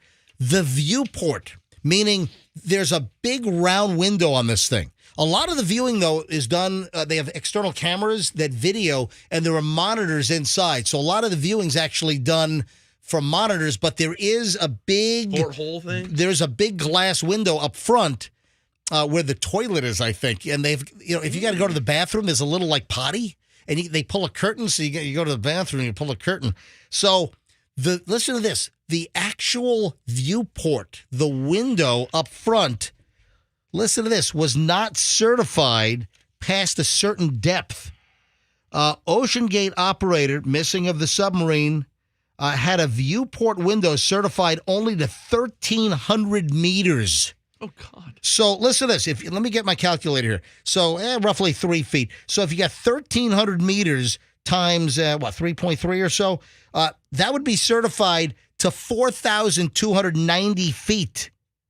So the maker of that window on the submersible would only rate it to 4,290 feet or so, and not to 12,500. So it's 12 times what it's supposed to be, and that's probably burst open. Oh, my God. I wonder if that was it. And there was a whistleblower complaint in a lawsuit, because this is another side, but I told you there's a lot of crap going on here. You had some former employees of this Ocean Gate with the missing submersible that tried to raise safety concerns some years ago, and apparently they were fired because they tried to raise safety concerns. Also, the hull rating was downgraded. In 2019, the hull rating for the Titan ship was downgraded to 3,000 meters, according to the CEO, and that would be, roughly, 9,000 feet when they're going down to 12,500 feet. And then, of course, we've got the banging intervals that we told you about a few minutes ago that apparently Rolling Stone reported last night. Now, everyone's on the story that Canadians, researchers heard banging noises in 30-minute intervals. So, the race is on. This whole thing sounds like a nightmare. Yeah, it really does. And you don't even get to see the stuff. You have to look at it through a camera on a monitor. Listen to this. The Ocean Gate business location, I guess they're in Washington State. Ocean Gate's main office in Everett. It's on the backside of a building in a marina in a boat repair yard. Nice. I'm told the sign has been taken off the door. The only indication of the business is a small Titanic logo. Yeah. This thing is operating out of like a shed in a boat repair yard? With parts from Camper World inside and a Logitech game controller from Best Buy controlling this thing? I can't believe they convinced anybody to go down that thing. So there are no seats on this sub. Oh, you're right. They're sitting crisscross applesauce on the floor. No, they're sitting Indian style. Whoa. I know. I know you can't say that anymore. Dude. I know. You're going to get a blood clot. I know. You know this group that sent the letter to the CEO urging him to take caution. That this is the submersible industry leaders, and they said, please don't do this because his experimental approach could create major problems from minor to catastrophic. And did you know that even if they locate it, they still may not be able to save them? Yeah, well, absolutely.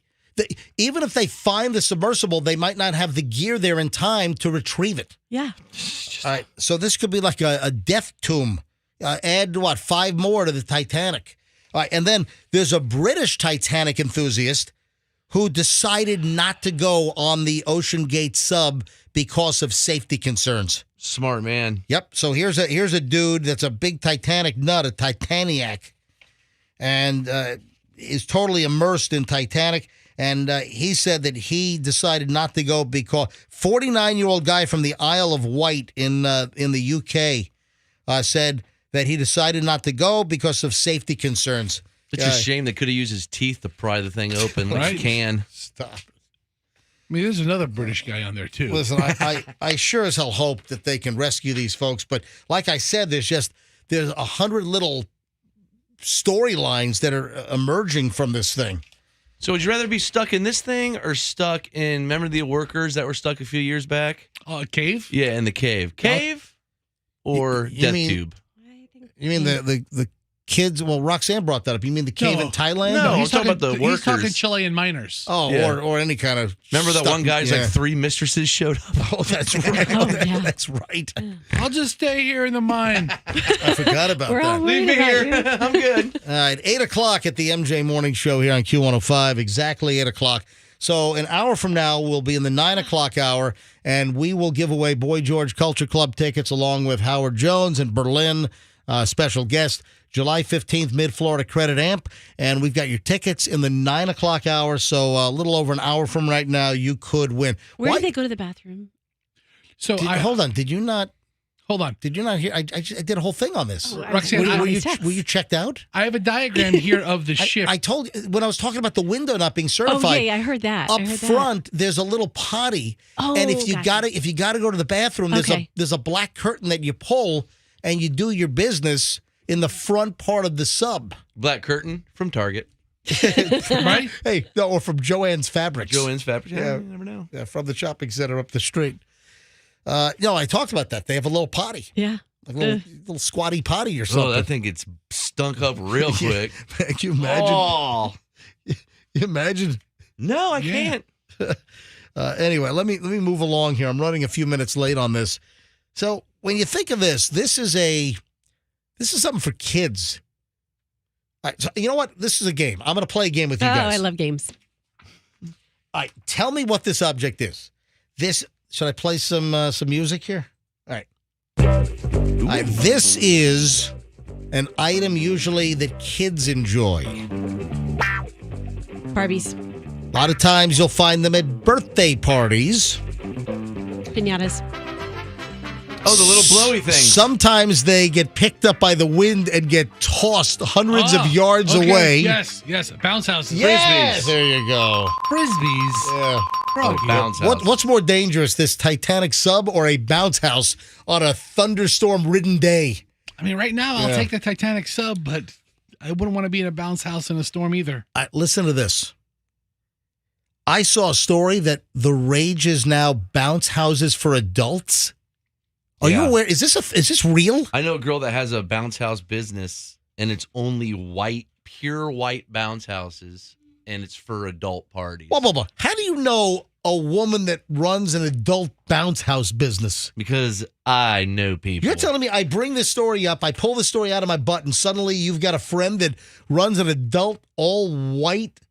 Yeah, the bounce houses are like all white. They're really nice looking. Because most of the kids ones, they're all colorful. They're these are red really, and blue and green and that's her thing. Like they're all white. like a white party or yeah, something. Yeah. and they're pretty fancy looking. And where is this individual located? She's local. Oh, local. Yeah.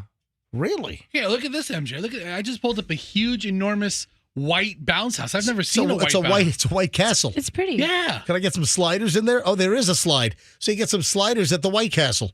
See, they're pretty like adultish looking as compared to Yeah, the kiddie ones with the all the frozen one with. Yeah. But apparently this is a thing. This is like a new craze that adults are going to. Oh, we do. Oh, wow. Okay, so we have Michael Harris on the line, who was on a Titanic expedition. That was quick. All right, let me just wrap this up. I'm pretty much done. But apparently this is a new craze. Adult parties, adults in bounce houses. You know who wishes they had a bounce house right now? Who? The Titanic folks. Oh my God. Float them right to the top. Oh, hey, Michael, welcome to the MJ Morning Show. How are you? Hey, good morning, man. Thanks for having me.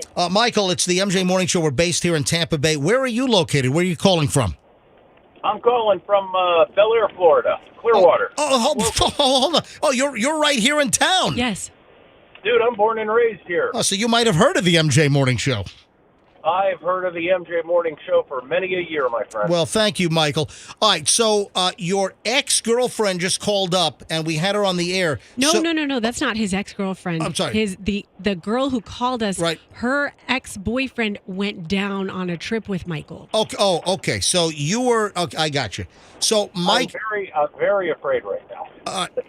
So should be, man. Now, Michael, which expedition were you on? Were you on this submersible or a different one? No. I founded a company called RMS Titanic Incorporated. Oh, yeah, of course. I know who you, absolutely. All right, go ahead. Yeah, I started the salvage company in 1987. I was 22 years old, and we recovered the first artifacts in July of 87. That's right. And we've been, the company was doing salvage work, up until the 2000s. And I led the 2000 expedition myself, and I also led another expedition in 2005. So, Michael, if I saw the Titanic exhibit in Times Square like 10 years ago, 12 years ago, was that filled with artifacts that you guys recovered? Yeah, I also designed the exhibit. Oh, wow. So, wow. The exhibit. Wow, look at that. Yeah, that's how we made money, to be able to go out and do the salvage operations, do the conservation work, and to share the artifacts for future generations. All right, so tell me, Michael, what are your thoughts about what is currently going on? What are your thoughts about Ocean Gate and the Titan submersible, the 5 people that are missing? What do you think is going on? What do you think happened? Do you think they're alive? What is your best guess on what's going on here? There's experience and there's hope. There's two different things. And the experience is it's a very dangerous environment. I've made 14 dives to Titanic and the Mir submersibles, which were, featured in Jim Cameron's film, if you saw the movie Titanic. Yep. And those are very different designs than what this is. This is a new experimental design made out of carbon fiber. And, personally, I'm not a big fan. All right, so I think the obvious question is, would you go in this craft, this experimental one, would you go in and go 12,500 feet down in this craft? Not on a bet. Wow. I wouldn't get in it. I've begged my friends not to get in it. I've got a friend on board right now, P.H. Nargeolet, who worked with us for 20 years. Oh, yeah, the French Titanic explorer and expert. So Nargeolet, he's one of the missing. And did you talk to him prior to him going on the expedition? No, I didn't talk to him. I talked to one of my safety divers, Rory, who's out there right now. And I told him again, I've been saying this for the last 2 years, that I'm afraid, honestly afraid for my friends in this craft. It has not been tested. It has not been certified. Look, Stockton Rush, the owner of the company, the designer of it, God bless him for, experimenting and taking it hopefully into the next generation. But there are certifications. There are certain things you need to do. Well, Michael, we talked about this. We just did a long segment on this because there are so many little stories. Rolling Stone last night reported that Canadian searchers apparently heard banging in 30-second intervals from the listening equipment. But we also, just minutes ago, we talked about the manufacturer of the portal window. They would only certify that window down to about 4,000 feet, not to the 12,500. Also, the hull manufacturer apparently only wanted to certify the hull to 4,000 feet, and again, not to 12,500 feet. Right. These are things we've known for years. That port light, I know you're saying 4,000 feet, the reports that we saw, the port light was, certified to 1,300 feet. Yeah, I think I saw 1,300 meters, so I took 1,300 meters and turned it into feet. Well, and I'm not going to argue with you. Yeah. Michael, I have a question. The situation is, look, exploration and innovation is all about, trying and failing. Yep. And I'm all for that. My problem is you don't take people, tourists, accept money in an experimental craft like that. You want to dive, you want to do this, because they said, this craft has made, 3 dives successfully, and that was the argument my friends gave me that are out there. Michael, and I said, yeah, but you know what? A broken clock is right 2 times a day as well. And, 3 dives. I've made 14 dives. The Mir submersibles have made over 500 dives. Wow. Hey, Roxanne, you have a question? Yes, I do. Michael, so it's hard not being in this industry to picture what a rescue mission looks like for this submersible. What are people doing right now to try to find it give us some insight that we might not be able to understand not being part of this? Well, I mean, what they're doing right now is, they're searching. They dropped an ROV in the water, down to the wreck site. It's capable of video, et cetera. But as far as, rescue missions, we always said that, it's a one-way trip if there's a problem. There are no rescue missions when it comes to that depth of the ocean. There's not enough equipment out there, and the equipment that is out there is scattered all around the world. Yeah, so getting it there with the alleged 90. So, Michael, if they locate it, let's say it's hung up on the Titanic, let's say it's stuck inside, there's really no way to rescue them, right? Yeah, it's not hung up on the Titanic. All right, so Michael, what do you think happened?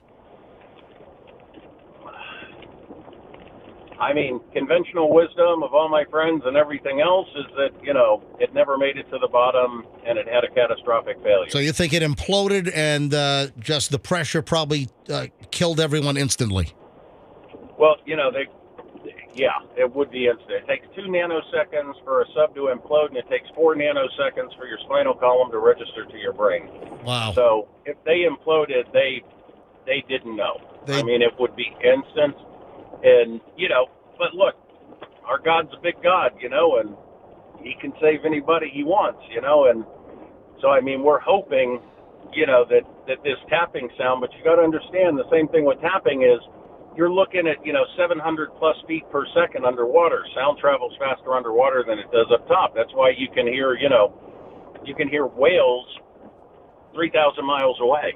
Listen, I'm heading to Little Cayman with my son to go scuba diving for a little over a week on Friday, and I've heard whales while diving. Well, listen, around the world where I've dived, we've heard the sound of whales, Yeah, so I mean, hearing tapping, we're hoping, I want them to come back safe. But at the same time, you got to look at no one's looking at all the other aspects, You need 3 days of water to survive. They didn't have that on board. No. This was not, you're talking about at depth, 29 degree outside water temperature. It's liquid ice. Salt water takes longer to freeze than fresh water. So if they've been down there for the last 4 days, the inside, the metal of the sub would conduct the hypothermia would set in.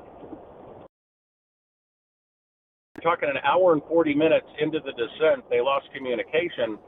If it lost power, that would have put it at about 10,000 feet when it lost power. Well, you still have another 2,850 feet to go, and if that thing was free falling to the bottom of the North Atlantic, 20,000 pounds.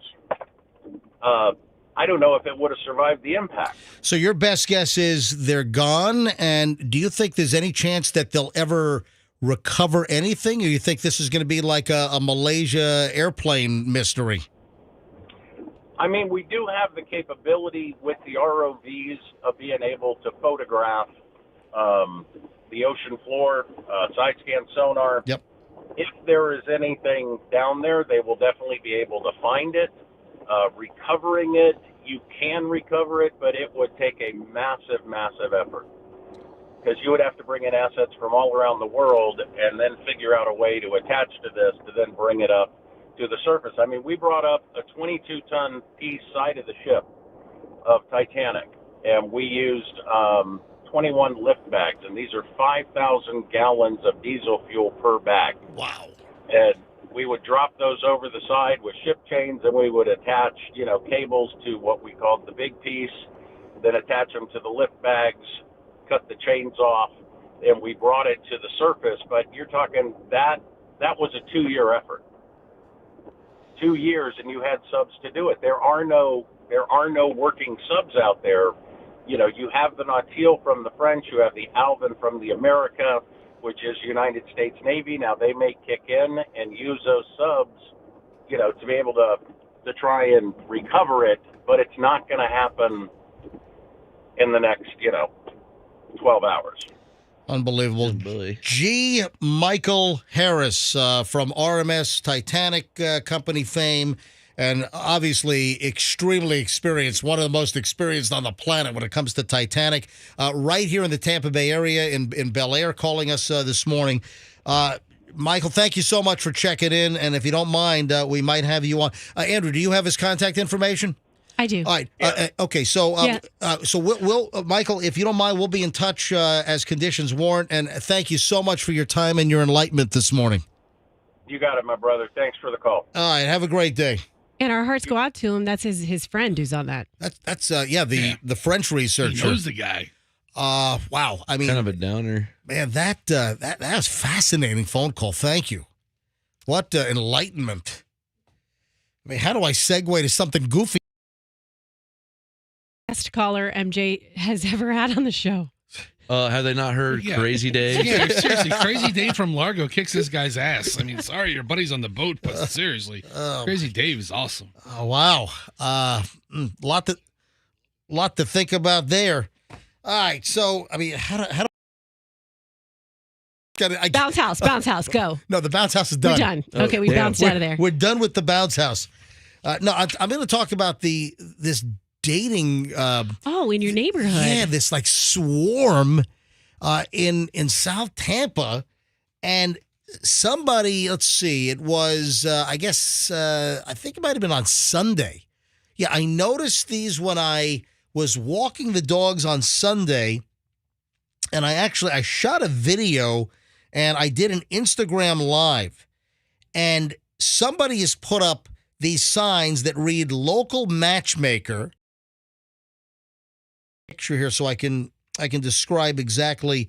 It's like this millionaire and models matchmaking date site that these signs started appearing all over my neighborhood. And then like the next day they started putting flyers, these little cards, and I'm holding the cards up to MJTV right now, and the cards say millionaires and models introductions with a classy, attractive, and affluent find love, local matchmaker, 100% free to single females, wealth, beauty, adventure. Gentlemen, 25% off with this ad.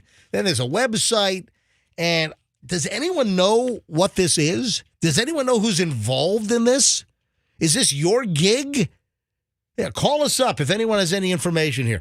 800-990-1047.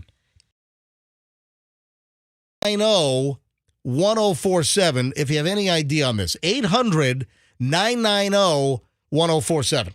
So I went to the website. Yeah, I see you on it right now. Yeah, I went to it yesterday, and I'm back on it now. It is the most basic free web development program that you can get online type site. There's nothing to this. A bunch of stock photos of women, of models. But where... I live in a good neighborhood, but you don't have all kinds of single guys. I mean, the folks in the neighborhood that are considered affluent, they're married. Come on. What are they hoping that they decide to step out on the side? And, hey, I was driving home and I saw this sign in the neighborhood that says local matchmaker where the classy, attractive, and affluent find love. And I'd like to know if you're here in the Tampa Bay area, which most listeners are, but we have a lot of listeners online. If you're local, fire up the phones. Where else are these signs popping up? Have these popped up in your neighborhood also around the Tampa Bay area? The local matchmaker, they're like, the little, signs that people stick at an intersection advertising an open house or something or a garage sale. And there must have been 24 of these things in my neighborhood when I was.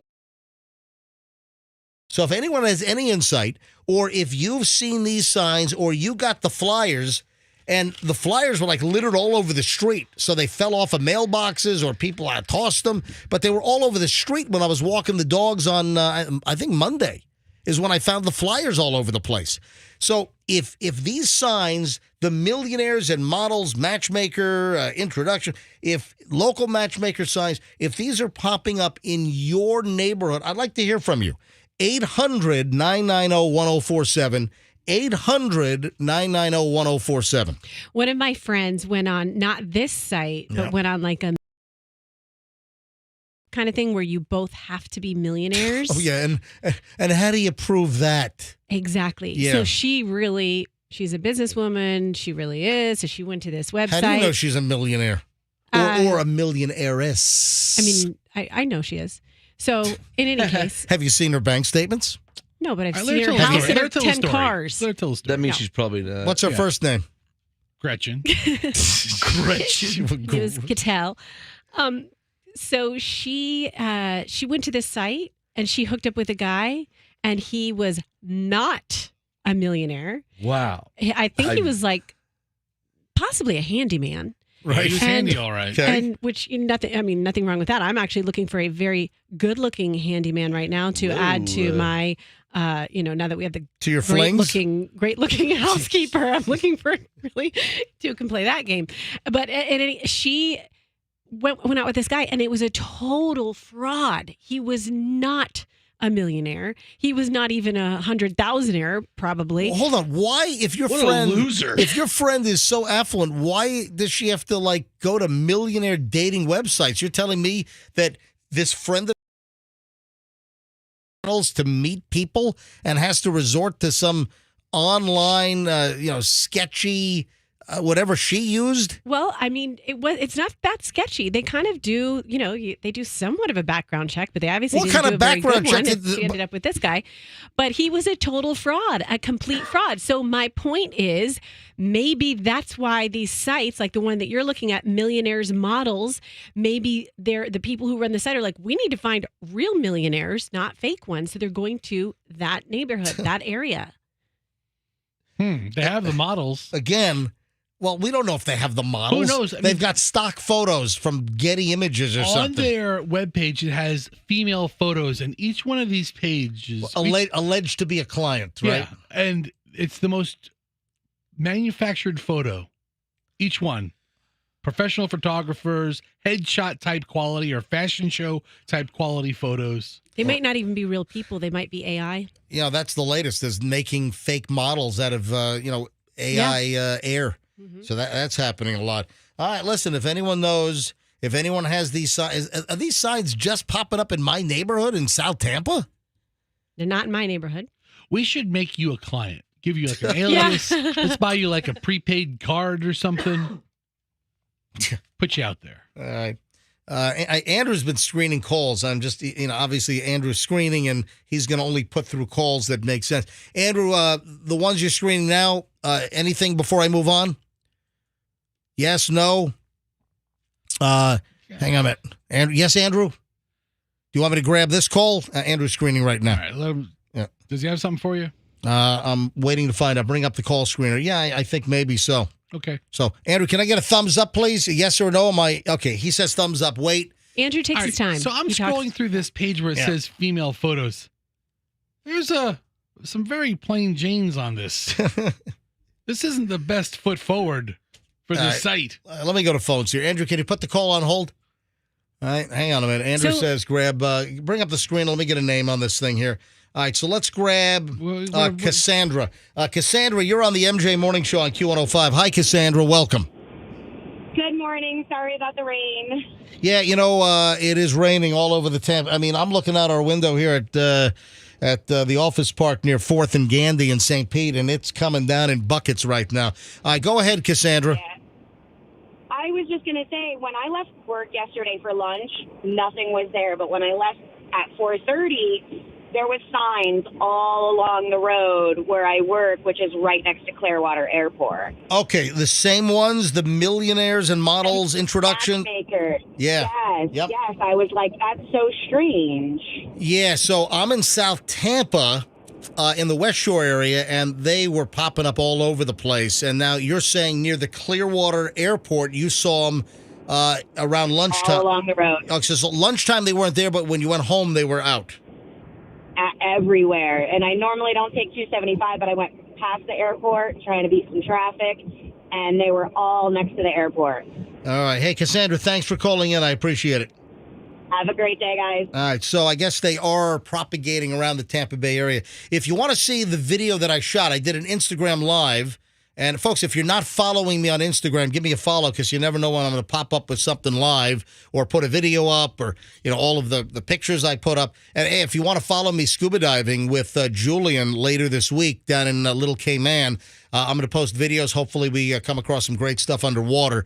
Give me a follow, Certified MJ Radio. That's Certified MJ Radio. So on Instagram, give me a follow, Certified MJ Radio, and look at the matchmaker video. It's up on my Instagram feed right now, and I shot an Instagram Live in the neighborhood on Monday night, just showing the sign and the cards that I found strewn all over the place. Yeah, it's right next to the picture of MJ smirking with a mouthful of Peking duck at China Yuan for Father's Day. You couldn't even swallow your food. By the way, that's got like 1,000 likes already of me and Chloe and Julian. It's a lovely fun. 1,000? What? 1,000? Yes. Wow. Almost 1,000 likes. It's got 1,000. That's pretty good. Woo! I've got more likes than people that have 5 times the amount of followers that I have on Instagram. I'm just kidding. That's actually really good. It is good. It is good, the number of likes. I mean, not if you're a Jenner or something or a Kardashian. All right, so moving along. Yes, Andrew. Andrew's like, do you want to say something? Yeah, I had more on hold for you, but you were ignoring it. Hold on. I'm sorry. There are more calls on hold. Hang on a minute. Hi, good morning. MJ Morning Show. Who's this? Hi, this is Tiffany. Hey, Tiffany. I see now. Tiffany in Wesley Chapel. Hi, Tiffany. You're on the MJ Morning Show. Good morning. Hi, good morning. Love you guys. Thank you, Tiffany. All right, so you've seen these matchmaker, millionaire model signs around town as well? Yeah, I actually didn't realize they were like million. Up a friend on our way going out. She lives over by the West Shore Mall too, like Dead Bob's, all that area. Yeah. And we saw the signs and we had a whole conversation because I'm a single mom and I thought, oh my God, like maybe I should be trying a service like that. And we had a whole discussion, but I missed the whole millionaire model piece. I didn't realize that. Yeah. So, but listen, you don't have to be a millionaire. If you're a model, you don't have to be a millionaire. I guess the premise is they want to hook the millionaires up with models. So, Tiffany, this might be right up your alley. Yeah, I don't know about that. Yeah, I don't know what this is. And but again, so you saw the signs all over the place. Yeah, and it was interesting because the dating apps, they all suck. And I thought, oh, maybe a matchmaker where they're actually like figuring out who you are, and maybe something like that's a better answer. But I just seen them in your conversation on here. It was interesting. Yeah, I don't know. The best thing is probably, do you have friends that can introduce you to someone nice, Yeah, that is. It's probably the best. Or the old-fashioned way, just running into people at places that hobbies you do. So. Maybe your parents can arrange something for you. That's always worked. You want to go with a really old... All right. Hey, Tiffany, thanks for listeing. Maybe he'll buy you from your father. And best of luck to Fester. Stop mumbling. Thank you, Tiffany. I wasn't mumbling. You were just talking over. I had a great joke. She could be bought from her father for a goat. You're saying mumbling. Get out of here. Yeah, get out of here. Why don't you go to this millionaire matchmaker site? And try your luck. All right. How often should you wash your jeans? Roxanne. Uh-huh. Do you wear jeans? I wear jeans like 3 days a week. Do you wear jeans in here? She's wearing some right now. Oh, I don't know. I'm not staring at your clothes. What do you have on today? Jeans with a bunch of... How often do you wash your jeans? I wash my jeans every time I wear them. I know you're not supposed to. No. Oh, that's bad. No. I don't care. No, you don't do that. So according to a denim expert, Paul O'Neill is Levi's design director. And he says that he washes his jeans every blank to blank number of wears. Do you know what that answer is? I know you're not supposed to. It's but true. Then they get a real stank to them. He must live in a place he doesn't But there's sweat. a way. Yeah. There's a way to alleviate the stank.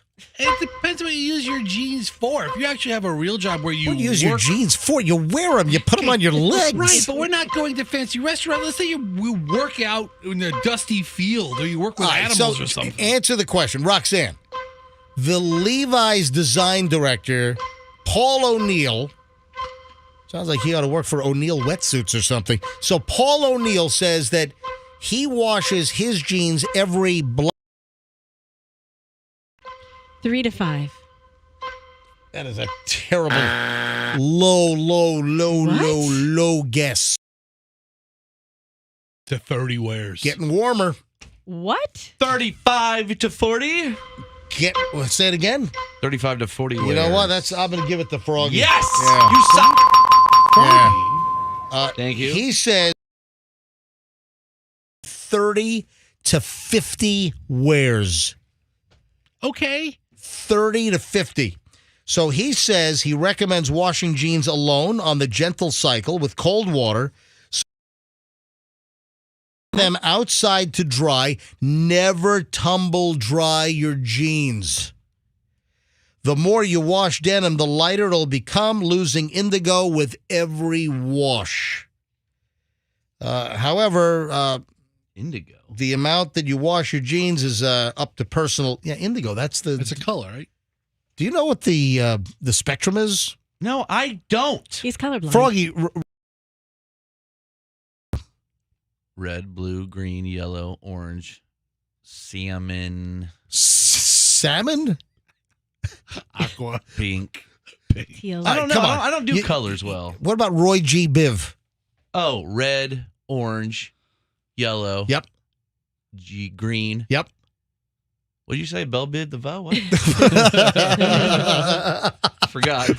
Roy G. Belle Biv DeVoe. Now you know. Low slick. So, Roy G. Biv, we learned this and in then school. Blue. Biv is blue.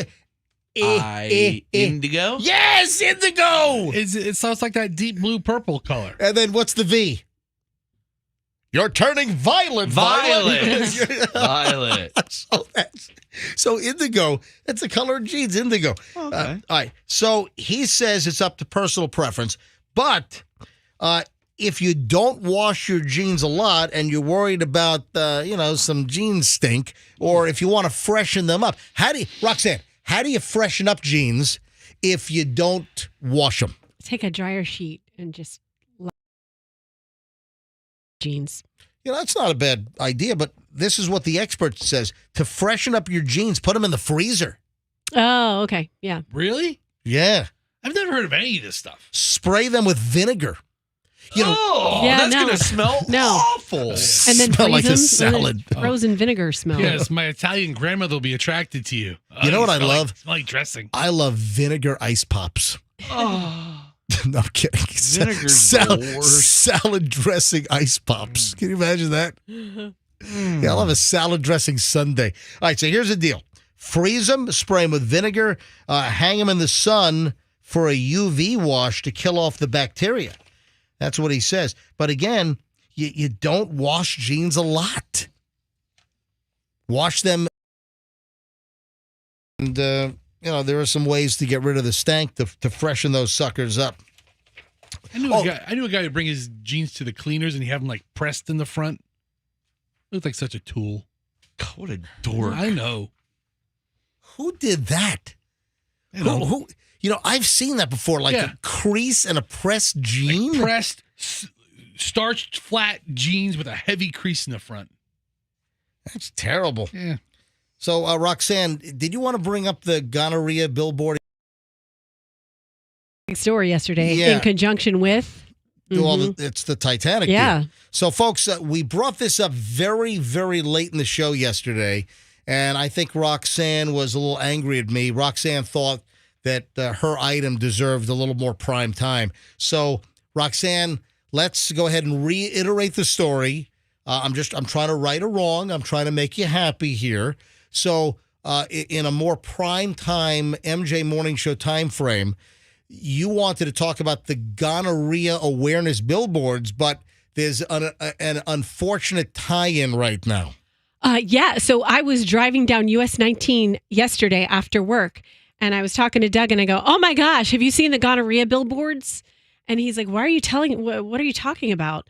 And they are here in St. Petersburg, in Pinellas County, and they're all over the country in 19 cities because there's this alarming superbug, this strain of gonorrhea that cannot be treated with super gonorrhea. Sounds like the worst superhero ever. Super gonorrhea. Right. With the antibiotics, it's antibiotic resistant. But the weirdest or most ill-timed thing about this campaign. I guess they need to have this campaign because it's circulating. They use a sinking Titanic? Yes, they use a sinking Titanic ship, much like the decals that my daughter wants for her wall, is what it looks like. But it's like the ship going down, and then you see the huge iceberg. And I guess, I don't know, you can take that metaphorically and see what they were trying to do. The Titanic floating on the surface is like a male unit that then hits the Gonorrhea iceberg and then sinks? You don't know what you're dipping into? I mean, that's what it seems like they're trying to say. I think it goes both ways. Have you seen the billboards, MJ? Yeah, I'm looking at the picture right now. So it has the big iceberg, the Titanic hitting it. It's sinking, and it reads, so it has like the surface of the water, and the Titanic just hit the iceberg, and it's starting to sink. And then below the waterline, the words are drug-resistant gonorrhea alert, and then the hull of the Titanic is sinking below the water, and then it says freestdcheck.org. And these billboards are popping up, I guess, in 19 cities around the country, including US 19. I saw one on US 19 yesterday. Yeah, US 19 in Clearwater, or where? You know, that's what I tried to think to myself. Am I in Clearwater yet? Because I drove all the way to they have that giant they have that giant new sign that lets you know, hey, welcome to Clearwater. Yeah, I think I was on the Clearwater side. I'm not exactly sure. Yeah. And when you mentioned this yesterday, I pointed out that they claim that there is no drug to take care of super gonorrhea. And I challenged that yesterday because I've seen the commercial. There is a product to take care of super gonorrhea. Nausea, heartburn, indigestion, upset stomach. Gonorrhea. Yay, Pepto-Bismol. Again. Nausea, heartburn, indigestion, upset stomach. Gonorrhea. Yay, Pepto-Bismol. Nausea, heartburn, indigestion, upset stomach. Gonorrhea. Yay, Pepto-Bismol. So there you go. Am I spreading erroneous information? That is not true. Well, it's better to spread erroneous information than gonorrhea. So do that. According to a site that says there's two of them in the area. And both of them are they say St. Petersburg, which US 19. Right. Anyway, listen, Pepto-Bismol does not treat super gonorrhea. Let me be very clear. For those that don't know, I was making a joke. All right. But it will make your stomach feel better. Pepto-Bismol does not treat super gonorrhea. Public service from the MJ Morning Show here on Q105. Did you see the picture of the alligator that appears to be waving and smiling? What a cute gator. What? Wait, how many weird things are happening with animals in this world right now? It is. Yeah, it sounds like it's like end of time stuff or something. Yeah. Animals are turning on us. Gonorrhea billboards, I'm high kidding. fives from alligators. Yes. So this is crazy. This is, I guess, near Daytona. And Andrew, did you get the image? You get the story up on our website? It's up. So, folks, if you go to mjmorningshow.com, go to our website, mjmorningshow.com, and look for stories mentioned. It's going to be near the top. You'll see one of the tiles. Stories mentioned. Click on that, and then we have the link to the story. But a woman by the name of Melissa Chadwell, she shared a photo. Alligator appearing to wave with its alligator arm and smiling. It's like, hey, that's what it looks like. As it's climbing onto a dock in DeLeon Springs, about 20 miles southwest of Daytona Beach. Yeah, she snapped the photo back in February, but apparently just shared it last week. And it is hysterical. It's like, hey, what's up, guys? That's what it is. It's like, hey, it's me. It's Have Wally, you seen it, Wally Froggy? Gator. What if he's Go like over. a super smart gator? Yeah. Dude, look at this picture. Oh, he's climbing up the thing.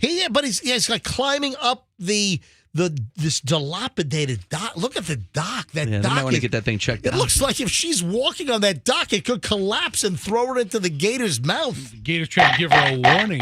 Gator looks a little aggressive. But it's really cute. It does look like the gator's waving, saying, hi. Yeah, real cute. What's Get a little up? closer. They should capture that gator and make it like the mascot for UF. Oh, I thought you were going to say capture the gator and make you a wallet. No. Ooh, nice belt. I'm sure you have some hoity-toity alligator stuff, right? No, I don't have Don't any. you have an Hermes purse that's made out of alligator? No, I'm no, sorry. I don't. That's ostrich skin. I only have one item that PETA would really flip out over. Just and what might that be? And it took 200 minks to make it. Those mink boots. What might that be, please? I've had it for a while, so it's a beaver jacket. Beaver, nice beaver jacket. Nice beaver. You have a beaver jacket? Do you really? I do. When did you buy a beaver jacket? Circa 2008. Circa. I love the circa. Wow, look at that. Unbelievable. All right, I've got a bunch of like celebrity stuff we got to get to that's just good stuff. Does any of them have beaver jackets? Well, have you noticed all this Adele stuff that's popping up? Yeah. So there are like 2 or 3 stories about Adele. Now, what happened? Her Vegas show didn't like a year or so ago. It got canceled at the last minute, and she flipped out over the stage. But didn't Adele have some? Did she have some health issues or something? I remember the Vegas show got canceled. Is it back? She's doing a residency now, right? Yeah. So she forgot the lyrics during her Vegas show, and then she starts telling dirty jokes. I listened to this on my computer last night, and I can understand it. And Adele, let me play some of the audio here, and then she like tells like this kind of foul, dirty joke. Listen. All right, so here she's singing. No way. And then she forgot the lyrics, and then she curses. $50 that cost me last time. Remind me of your lyric. So bounded by choices that somebody else. So now the audience is trying to like say to her what the lyrics are that she forgot. How can we both become my heart skipped a beat. I'll give you $50 later because I don't What's happening? And then she kind of just stops. I've got to tell a joke. What do you call... Okay, then she's like, she's going to tell a dirty joke as she's cursing. Here, listen to this. Bloody hell. Let me see if you can understand this joke. Every setting, because the walls have got to move. It's a joke. I didn't know that Adele had a foul mouth. Yeah, she does. How do you know that? Because I've read stories about her before, and she just cusses all the time. Oh, really? All right, listen to this. That one's a bit no, I can't tell that one. That's too filthy. Do it, come on. So she's like, I don't know if I should tell this dirty joke. It's gotten me in trouble in the past. No, I can't. I think I've told it before, and I think I got in trouble. Okay, I'll tell you, but I am recycling the joke. What do you call a woman standing on her head? God. Isn't it a woman with bad breath? Did you hear that? What do you call a woman's fanny? And I didn't hear the last No, it's like, what do you call a woman that's... She said it wrong. Standing on her head. It's called, what do you call... It goes... Jesus. It goes, what do you call a blonde woman upside down? A brunette with bad breath. That's a great joke. Oh So my she God. said it wrong. Adele is telling this joke to the fantastic Vegas joke. audience. Anyway, the audio is not that great. But then the other thing, so I don't know what's going on with Adele, but the other story claims that she gets, and this came out like the day before, and I'm like, why are all these Adele stories coming out? And the other one was that she claims that she got jock itch. Oh, what? Not Adele. TMI. That's a lot. My crotch itches. Excuse me. Listen, there are 3 Adele stories. So Adele claims she got jock itch because she wears tight Spanx and she's all sweaty up on stage and she got jock itch. Well, you know what you need? You need that boom, fast acting tenactin. Yeah. That's what that would've she solved it. needs. You know, some people, they throw flowers up on stage, throw bottles of athlete's foot fungus and crotch itch stuff. Even some medicated baby powder would help. Adele's gross. And then the other Adele story is that Adele said she would not buy Sylvester Stallone's home unless it was sold with the Rocky statue. Oh, the Rocky statue. That is that's a famous house. Sylvester Stallone spoke about the deal breaker Adele had when she purchased his Los Angeles mansion last year. Legendary action movie actor told the Wall Street Journal in an interview published on Monday that Adele insisted on keeping the Rocky statue. Negotiations to sell the house that he and his family lived in for nearly 3 decades. When asked if he wanted to take the bronze statue of his iconic character, Rocky Balboa, in the fist-pumping pose, the actor said, "I did." However, Adele said, if you don't leave the statue, it's no deal. It's going to blow up the whole deal. I mean, listen, if you're going to buy Sylvester Stallone's house, I want the damn statue. Wasn't that in a movie? Yeah, it was in a movie called Rocky. No. Was it in a movie with Bradley Cooper? The house? Yeah, somebody was buying it or something. I can't remember, but who cares? But anyway, why all these Adele stories all of a sudden? She's been cussing for a long time. All right, hold on to that thought. I've got other Hollywood stuff we got to get to in just a minute. I don't want to get too late here, but we have a lot. We've got another long chunk of the MJ Morning Show coming up. This concludes actually a little over an hour and 20 minutes of nonstop MJ Morning Show. And somebody's trolling me. I don't know if I want to talk about this today or tomorrow. I don't know if I have time to do it today, so I might have to push this off until tomorrow's show. Boy George Culture Club, along with Howard Jones and Berlin. We've got your free tickets coming up in the 9 o'clock hour. Don't forget the must-hear 9:10 story, also coming up in just a bit here on the MJ Morning Show. Now, listen closely. If you are looking to purchase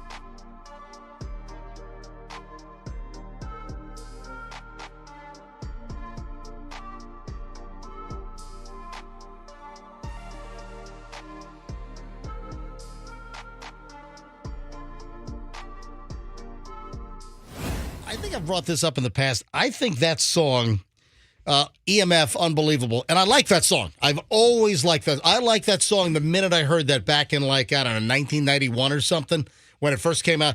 I love that song. But I think that's one of the biggest Wambuki scams ever pulled over on radio because they are saying, what the F? They are. And then that's in there. I mean, What? It's I'm going to Google the lyrics. Come on, they might claim it's something else, but come on, they got away with that. That was played all over the place, and I'm telling you what I've always believed. And I don't think that they published the actual lyrics of what the bleep. And it's a great song. I love it. I remember back in the day that tons of radio stations played that song when it was a big hit. I think it was 1991. But there was one company that would not play that song. There was back in the day, you had tons of well-known broadcast companies. And believe it or not, na na na na na na na. Nationwide? So, na na na Wide na on na. your side. Exactly. Do you know that Nationwide Insurance, they owned a bunch of radio stations. And Really? they own good radio stations all around the country. Nationwide Insurance owned radio stations. And there was a corporate edict. I never worked for them. Never had their insurance either. But listen, they had great radio stations and good insurance company. And they had an edict. None of their stations that played like Top 40, none of their stations could play that song, EMF. Unbelievable. Wow. Because they say, what the bleep in the That's song? a fun fact. Here we are all these years later. And I don't think any station's ever gotten fined. But come on, that's what they're saying. Come on. It is the MJ Morning Show on Q105. MJ here with Roxanne and Froggy and Fester. We got a little less than an hour to go. It is almost exactly 9 o'clock. So we've got the big 9:10 story coming up in a bit. Also, your chance to win Boyd George with Culture Club, special guest Howard Jones, and Berlin shows at the AMP on July 15th. And we've got your tickets coming up in a short amount of time here on the MJ Morning Show. Do you smell cigarette smoke in here? Who's smoking cigarettes? That's a disgusting habit. Maybe. All of a sudden, something like burning. Smells like cigarettes. Like, And not a lot of people seem to smoke, at least not indoors anymore. So when you smell it, it's odd. I do smell it. I like to start smoking. There's only one smoking area, and it's by the gigantic tank of gasoline that says "Don't smoke." They have the smoking thing right there. You know what would be best? If we just had a free smoking building like the old days. No, if this building burned to the ground. I mean, you know what? And we were forced to build new studios. That would be really the best case scenario. Yeah, right. You know how long that would take? Well, listen, we'd be on the air in probably my house with a little Radio Shack mixer for a couple of months. But eventually we'd get a new studio. But the end result might be pretty good. You know that the air conditioning went out like in the equipment room and it almost knocked all our stations off the air over the weekend? So I came into work on Monday and like the equipment room, the rack room. It was room, 150 degrees in there. It was propped open with office chairs and a box fan. Oh, and yeah. I'm like, what the hell is this? Exactly. There's not one week that goes by that something doesn't happen to this hellhole. Elevator breaks, something else breaks, a toilet breaks. Sometimes it takes months to repair really egregious things. Yeah, we've got a story that we can't tell yet. It's not even. Yeah, we've got a story that remember I told you that there's an item I still can't talk about it because it's not resolved. It's unbelievable. It's unbelievable. Oh! What the bleep? What the bleep? Jeez. Oh, man. What the pluck? All right, so I've got a story to tell coming up shortly. Hopefully the next couple of days. It might be greenlit while we're on vacation, so it might be when I get back from scuba diving. Let's hope it's red lit. Yeah. Red lit. All right, moving along. So Roxanne's all excited about this. Roxanne says, hey, you and me, we may be in great shape here. Yeah, I did. Roxanne I was all comes giddy. to me Roxanne's like coming to me like she's got some kind of camaraderie When the big with me. boys left the room, I was like, hey. Yeah, you guys are gone. Then Roxanne comes up to me. Can I point something out? Hold on. I was like, yeah, you and me, buddy. You and me. This is us. This is us. All right. Okay, point it out. Let me point something before I get to the actual story. Uh-huh. You're doing something all of a sudden, and when you come close to me to show me something on your phone or show me a story, you're not getting next to me in even a reason. You're like trying to stand away from me. Are you cognizant of what you're doing? It's your breath, MJ. No, it's not. No, I just don't like to get up in people's personal space in general. But except Fester's. I didn't notice that previously, but like the last couple of weeks, you'll come next to me to like show me something, a picture on your phone, and it's like awkwardly noticeable that you're like trying to like contort your body to like stand. I'm trying to demonstrate it on MJTV right now. And folks, and remember, you can watch us live on TV. MJTV is a live stream of the show. We've got 4 cameras in the studio. You get to see us do the show. MJTV, you can watch us live from 6 to 10, or you can replay it. So if you go to mjmorningshow.com, you'll see MJTV at the top. Click on that. Watch live when we're live, or you can watch any of the replays. Watch this show later this afternoon, tonight, whatever. No, but seriously, are you aware that it's noticeable that you're like coming next to me to show me something, and then you're like deliberately standing away and you're like extending?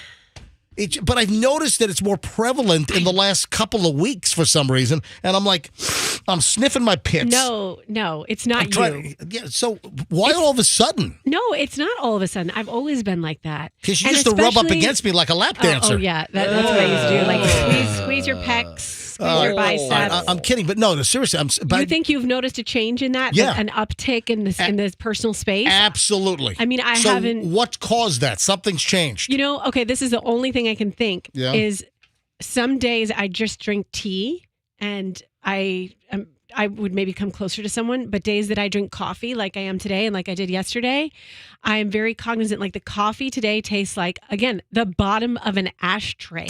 It's just, maybe that's the cigarette smoke I'm smelling is my breath from drinking the coffee. So if I've had a sip of coffee, I'm not going to get near you. That's probably what you've noticed. You had cigarettes and coffee. Sounds great. Yeah. But I'm telling you, I've noticed that you're doing some kind of personal space deal, and it's a little awkward. It's not you. I know you're the kind of guy you're not like a get up in my face. Oh no, I'm not. Kind of person. I'm like I think a reasonable distance person. But, yeah. All right. So Roxanne comes up to me. You guys are out of the room. It's like, hey, maybe we've got something going on here. Mm-hmm. And Roxanne says, hey, you see this story? I'm like, yeah, as a matter of fact, I do. I have it in my pile. And the headline is short daytime naps may keep brain healthy as it ages, according to a new study. And I'm a napper. Between programs, I'm a napper. I like to get my nap. And, they say that sometimes a 10 to 15 minute nap is better than like an hour. That the recharge you can get from 15 minutes. One of the concerns is if you take a daytime nap and it's too long, it makes you all groggy and miserable. You feel heavy and you can sleep too long. But new research shows that taking a short nap during the day may help protect the brain's health as it ages. Researchers have suggested this after finding the practice appears to be associated with larger brain volume. You ever know people who can just like sit up and take a nap? I mean, like that are such good. My cousin is like that. I'm so envious. She could be sitting at her chair at her office and just kind of go like this and lean back and nap for 10 minutes. She's a narcoleptic. She fell asleep. I'm so envious of my narcoleptic. She fell asleep on the veterans a couple of weeks ago. And she could just fall asleep driving. It's flew amazing. into the AMC 24 veterans. Just drove right off the damn highway. So jealous. It's funny you bring this up because I had a conversation with Michelle last night, and this is like a change. This has started happening to me in the last, really, like maybe 2 months. If I were to peg a time frame here, last couple of months, when I was like gonna fall asleep, I'd get groggy and catch myself and say, you know what, I'm going to take a nap. For whatever happened or whatever's going on in the last 2 months, I don't get that kind of warning that I'm getting groggy and drowsy. And you know what? Let me put my computer up for a second and let me just lie down, take a quick, 20-minute nap, 30-minute nap, whatever. What's happening to me, and it's funny you bring up that your who'd you say, friend? My cousin. Cousin. Just falls a cousin that you met, the cousin that you met. I don't know who that is. The narcoleptic one. She was The one asleep. that fell asleep while talking to me? MJ, it's Oh, really hi, MJ. It's not... Yeah, it's... You met her at the attorney shindig. Okay, go ahead. Oh, that's right. Okay, you're correct. Yeah, the one that was sleeping. But what's changed in the last couple of months is, like I said, I would typically feel drowsy and maybe my eyes would close, and then I'd catch myself like, you know what, I'm going to take a nap. In the last couple of months, I'm just like falling asleep in place. And I'll wake up after, 15 minutes or so, and I'm like, well, I fell asleep. And I don't recall falling asleep. So that has just started happening to me in the last, couple of months. Now, it's not like I'm driving or I'm involved in, it's like I'm sitting and working and, I just fall asleep. But I used to have a little bit of a warning. Now I don't. So what is that? You got a diagnosis for me there, neurological expert? No, I mean, I know quite a bit, but I don't know. All I know is look at the big brain on MJ. Look at the big brain. That's from all that napping. Oh, great. Fantastic. Hey, there is another case of a stupid TikTok idiot door kick-in challenge, this time out in Riverview. Did you see this? Someone is going to get shot. We've had a number of these stories pop up in the Orlando area, Tampa Bay area. We've had it in Polk County. We now have it here in Hillsborough County. I live in Hillsborough County, but I'm with the crew here in Pinellas County. But the story goes, and I saw this from ABC Action News' website, that the homeowner and his family, they woke up last week to find their front door vandalized. David McLaughlin said around 2:30 in the morning last Friday, a group of people ran to his front door. Security footage showed two men kicking his front door, shattering the glass before running away. Another individual appears to have recorded the incident on a cell phone. So that would be like that stupid social media or tick schmuck challenge. Oh, tick schmuck. Doesn't rhyme with talk. Oh, but no. Well, tick doesn't rhyme with it has the talk. T, I mean. Tick schmuck. How about tick schmuck? I like tick schmuck. I think we started competing to put the Chinese, commie-run TikTok out of business. Yes. They're spying on us all. They're getting all our personal data. I could picture that board meeting. Yeah, We're under attack by tick schmuck. Well, anyway, this family, they had their door kicked in.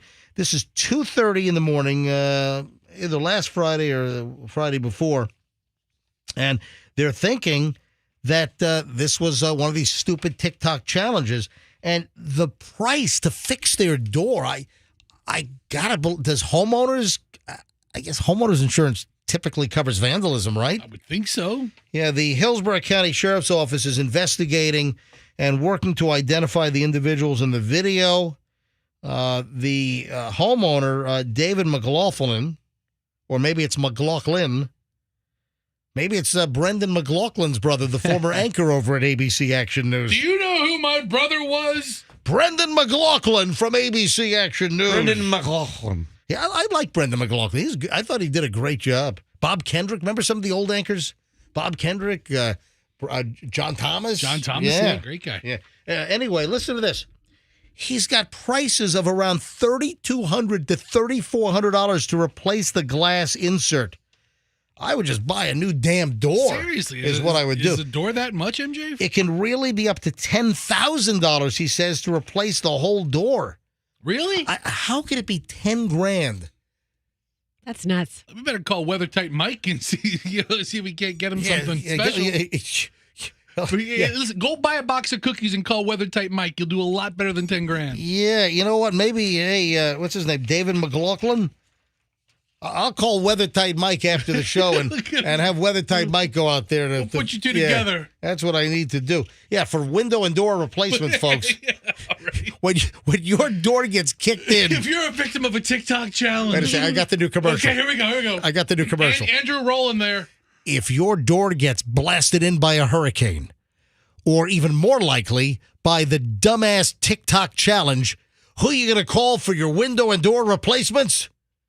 WeatherTightWindows.com. WeatherTightWindows.com, man. I'm telling you. I'm gonna hook up WeatherTight Mike with this guy. Cut.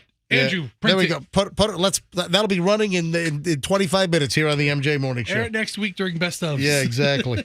But that's a lot of money. But again, it's the TikTok challenge. You got these dumb kids. School's out, and what are they going to do? They're going to kick in people. The problem is someone's going to get shot. Grady Judd. Remember what Grady Judd said? In Polk County, door was kicked in, and that was in Shorty Shane's new neighborhood in North Lakeland. Isn't the letter of the law they have to enter your house? Yeah. You can't just shoot them at the doorstep. You ready for the must-hear story? It's the 9:10 must-hear story. Okay, I'm running a few minutes late here, so I do apologize. The must-hear story of the day is... Now, obviously, that's an intro for something. What do you think my must-hear story here at 9, 10, 13? What do you think? We got concert tickets coming up in just a bit. Boy George. I think I know what it is. What do you think it is? Well, yesterday it was announced that Jerry's coming to town with his comedy tour. Yep. Oh, yeah. Jerry Seinfeld. Great. And tickets are like $1 million? No, the ticket. I think the tickets are reasonable, actually. How much How do you know that? Last time he was here, I went. Yeah. And sat in traffic so long that I left before the show started. It took 2 hours to even get to the thing. Dude, I saw Jerry at the Straz. He was funny. I saw Jerry at the Mahaffey.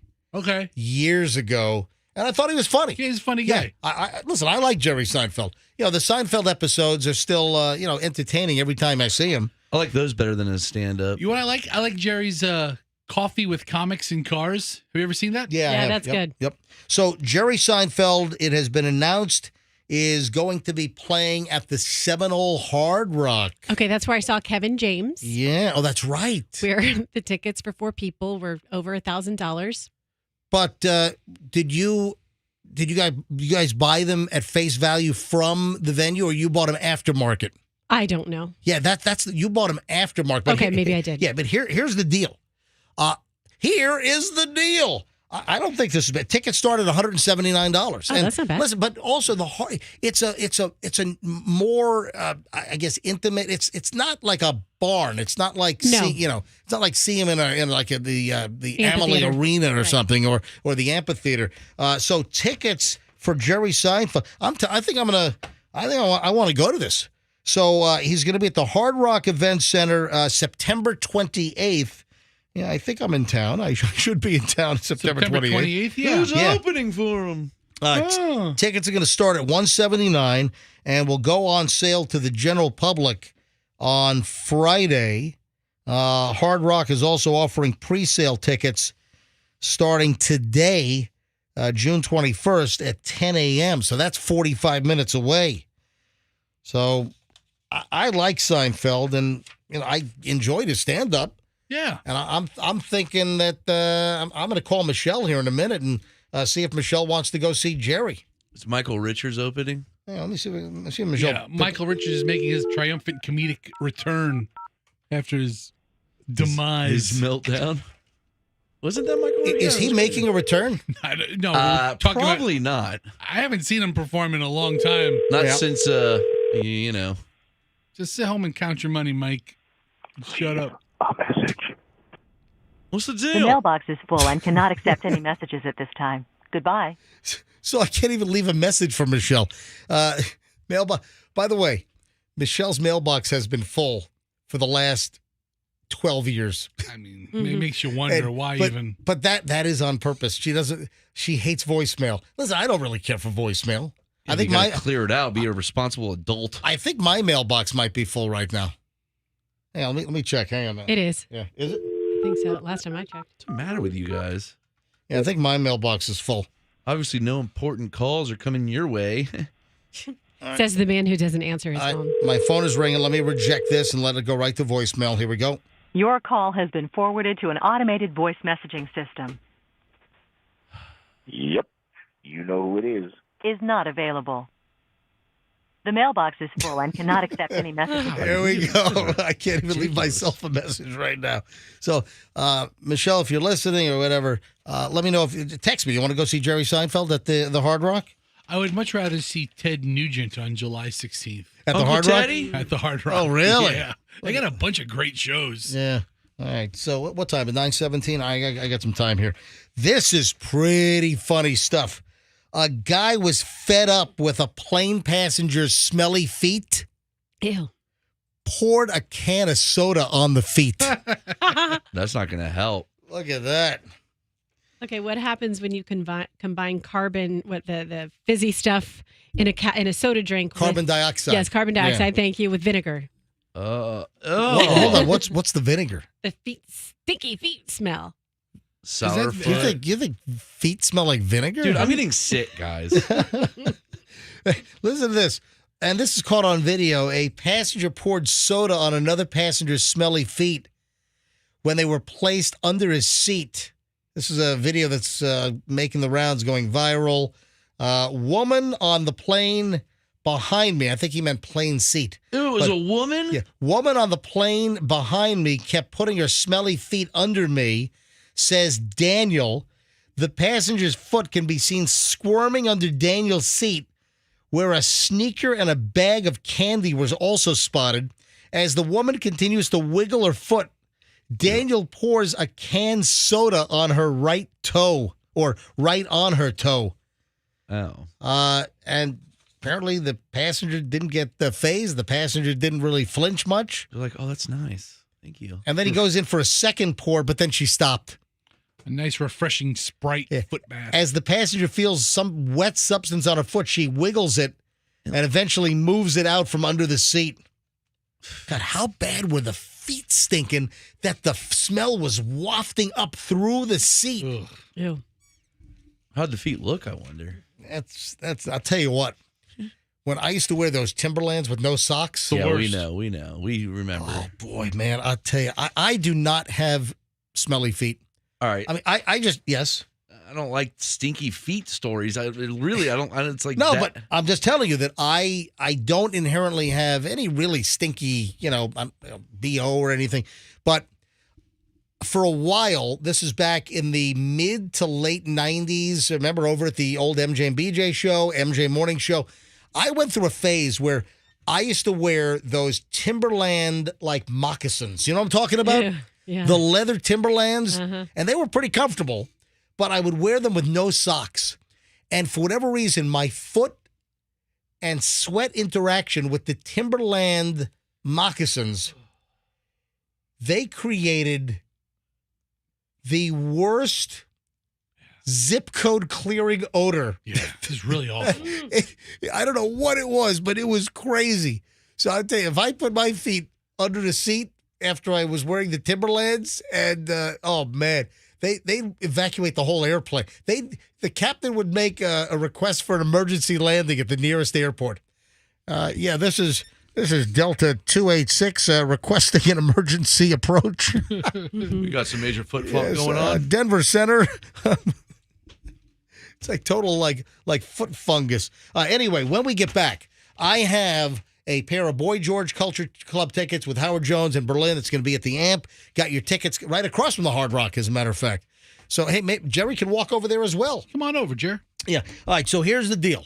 I got concert tickets coming up next, and then we got the final chunk of the MJ Morning Show also coming up in minutes. I got a lot of stuff to squeeze in, so we got a good, solid final chunk of the show, and it's next in minutes here on the MJ Morning Show on Q105. Don't move. Let me give you...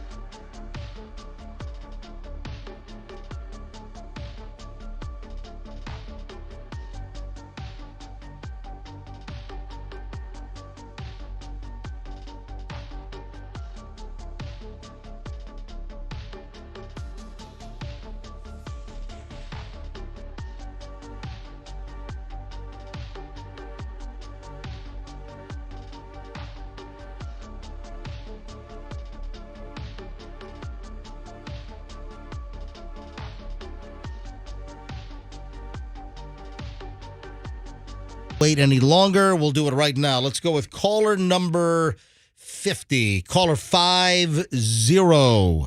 800-990-1047. Be the 50th caller. 800-990-1047. And boom. Win some tickets. See Boy George at the Culture Club and Howard Jones in Berlin. July 15th. A little under a month from right. He was messing with you, you said? Yeah, We're going to get to that. Yeah, I'll do that tomorrow. Okay. Yeah, because I need more time, and I want to do a little bit more research on this. But somebody is, listen, it's... Ruffling your feathers? I don't think it's malicious. It's Having some fun, maybe. Poking. Okay, yeah, someone's messing. So I'll explain on tomorrow's show. We didn't get to my Instagram story, so we can do that tomorrow if you want as well. Which one's that? About the, how I felt about something last week. Oh, the bikini thing. Yes. Mm-hmm. Yeah, well, I tried to bring that up yesterday, and you threw me off course yesterday. No, you said we had to choose. We would only have time for either the Instagram bikini photo at Roxanne Wilder on Instagram or the... And this is a follow-up to the Yes. thirst trap bikini photo that you put up. Yes, exactly. Did Meredith and Babs tell you to do that? I mean, I might be getting coaching from somebody in the building. They would know. You want to see some hot photos, you go follow Babs. Yes. All right, so we'll get into Roxanne's issue tomorrow. Anything, though, pressing and important before I press on here with the final stuff? Press on. I Press shall. away. All right, two other airplane-related things. So we have the smelly-footed passenger that apparently had soda dumped on the feet by the person in front because of the smelly feet. Also, there is an image, there's some video up. Have you ever seen those portable projectors? They're like little tiny projectors that can like project something onto the wall. Yeah, I think my neighbor has one that they watch movies outside their house. Guess what? What? Passenger on a flight projects their own movie onto the luggage bins in the cabin. It's like, what? That's funny. Funny, yeah. With subtitles. So there's no audio, obviously, but there were subtitles. So if you wanted to read the subtitles, I mean, it's crazy. You ought to see the picture of this thing. And it's the overhead luggage bin, and across, like, two bins, the image in a 16 by 9 in a widescreen, it's projected onto the airplane luggage bins, and it's just a guy with a little portable projector on the airplane. And this went on social media. This guy set up a projector screen mid-flight and started watching a film. I mean, is there anything wrong with that? Well, a little disruptive. Just watch it on your phone or something, or on your tablet. Well, what's the point of having the projector? That's crazy. And then, I got one more airplane-related item. Let me grab caller 50, though. Andrew tells me it's going to be line number 3. Hi, good morning. Who's this? William. William? Where are you calling from, William? Bradenton. William in Bradenton. Dude, would you like to see Boy George Culture Club with Howard Jones in Berlin at the Amp? Yes, sir. Well, William, you are in. You got it. You win. You're caller 50 here on the MJ Morning Show. Thank you. All right, so William, hang on. I'm going to put you on hold. Andrew's going to get all your information. And William, thank you for listening to the MJ Morning Show here on Q105. Long-time listener. Thank you, William. It's highly appreciated. Thank you. It's people like you that make this show possible, at least for the next 6 months. I mean, for a little while longer. Exactly. Possibly just 6 months. So the other airplanes, what time is it? Oh, I got a little bit of time. So I saw a story, and this is apparently a flight attendant. A flight attendant is giving advice. Do not wear this if you want to get a seat upgrade. I'm kind of calling BS on this because all the upgrades are done by computer. They're all done by the algorithm. They're done by, frequent flyer status. Don't you sometimes stand in line, though, and you talk to them as you're, like, if you go up to the gate and you're like, oh, we just want to check on our seats, and sometimes you'll get an upgrade then? Have you ever had that happen? That doesn't happen anymore. It's because you look at a flight, go to your app. Like I have all the airlines that I fly, I've got the app. And for airlines where you are in an upgrade position, like the airline that I fly probably most often, the airline that I have the best status with is Delta. And when I book my seat, I book the cheapest coach seat. And because of my status, I instantly get upgraded to Comfort Plus. So I do that right. Listen, if I'm Comfort Plus on the flight, I'm happy. I'm fine. But it's all done on the app. It's all done by computer. It's not like you just before all the frequent flyer programs and all the Delta Diamond and Platinum and Gold and Silver status. Before all that, maybe if you sweet talk, then they'll move you up. But I mean that doesn't happen these days. So I'm looking at this story and I'm kind of calling some BS on this thing because. And I'm thinking it's just like a clickbait story. I'm a flight attendant. Don't wear this if you want a seat upgrade. All right. It just doesn't make sense to me in the current flying world. So the flight attendant, is saying, I just might randomly choose to pick somebody out of coach and move them to first class. That doesn't happen anymore either. Come on. So the claim is, though, let me follow through here. But I am calling BS on the story, and I'll do that because this is floating around. You might see it, and let me just speak my piece here. So the former flight attendant says that this is what people should avoid if they're looking for a complimentary seat upgrade to first class. Don't wear flip-flops. Now, the Fester's out. I thought you were going to say Crocs. Yeah. I wear Crocs on every flight. Crocs are the same thing. Crocs are disgusting. Crocs are the best. Crocs are gross. You've never had a pair on your feet. I know, because I just had to look at them and I know I don't want those things on my feet. I don't. You would love them. Everybody wears those. I don't want Crocs. Listen, if you want to wear Crocs around the house, you want to wear Crocs to the pool or whatever, fine. But to go out, you're at the mall wearing Crocs. I'll wear you Crocs go to out to dinner. That's disgusting. I got a pair of black Crocs for weddings and funerals. You and your Fred Flintstone feet and your Crocs. Come on. Crocs with socks, the best. Oh, God. Oh, yeah. Listen, if Jesus came back, he'd be wearing Crocs. What color? Probably brown. Carpenter brown. Yeah, I mean, you think so? Earth tone. So earth tone. Sahara. So get your Crocs off.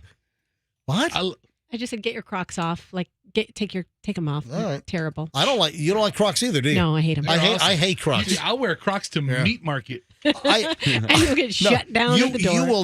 You will not get let in. Hey, I told you this, Steve Holland.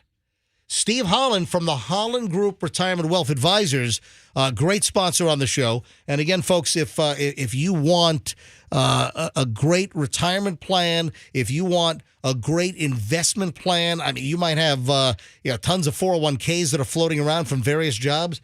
They'll put everything together. They'll make sure you're strategically invested. They'll do it all complimentary. The Holland Group Retirement Wealth Advisors, it's askthehollands.com.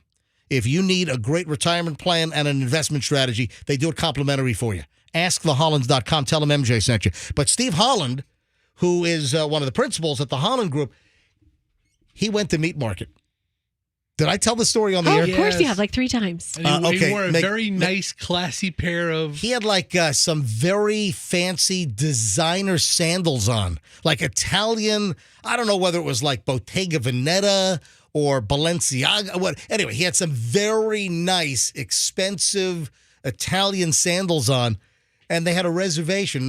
He and his wife Elizabeth had a reservation at a meat market, which we had our Christmas dinner there. We did. And It's great. Food was great. Andrew and I shared the big giant tomahawk steak, and it was great. Food was good. But Steve told me that he was rejected. I mean, he's wearing nice clothes. He's got expensive Italian sandals on, and they wouldn't let him in. I think Sorry. I think sometimes maybe more lenient with women. He must have terrible toes. Remember we went there? If you're a hooker, come on down. Sit at the bar. Yeah, exactly. Sit at the bar right here. There's a meat market we're opening in Boca Raton. Right. Isn't that where your family is? No, my family's in Fort Lauderdale. Oh, yeah. okay. So send them there. Anyway, I don't like Crocs. I'm not a sandals guy. I don't like sandals either. I just find sandals to be effeminate. I think sandals are for women. Like tricks are for sexist. Like tricks are for kids, you silly rabbit. That's not You live sexist. in Florida, you don't wear flip-flops? You're the freak. Yeah, really, man. I don't like flip-flops. I don't like sandals. I don't like Crocs. Go to Colorado then. Anyway. Seriously, I saw more Birkenstocks in Colorado Oh, than I God, ever had. Birkenstocks make me want to vomit. I got to say, even if I just say the word, if I say I can barely get the word out. Birkin. All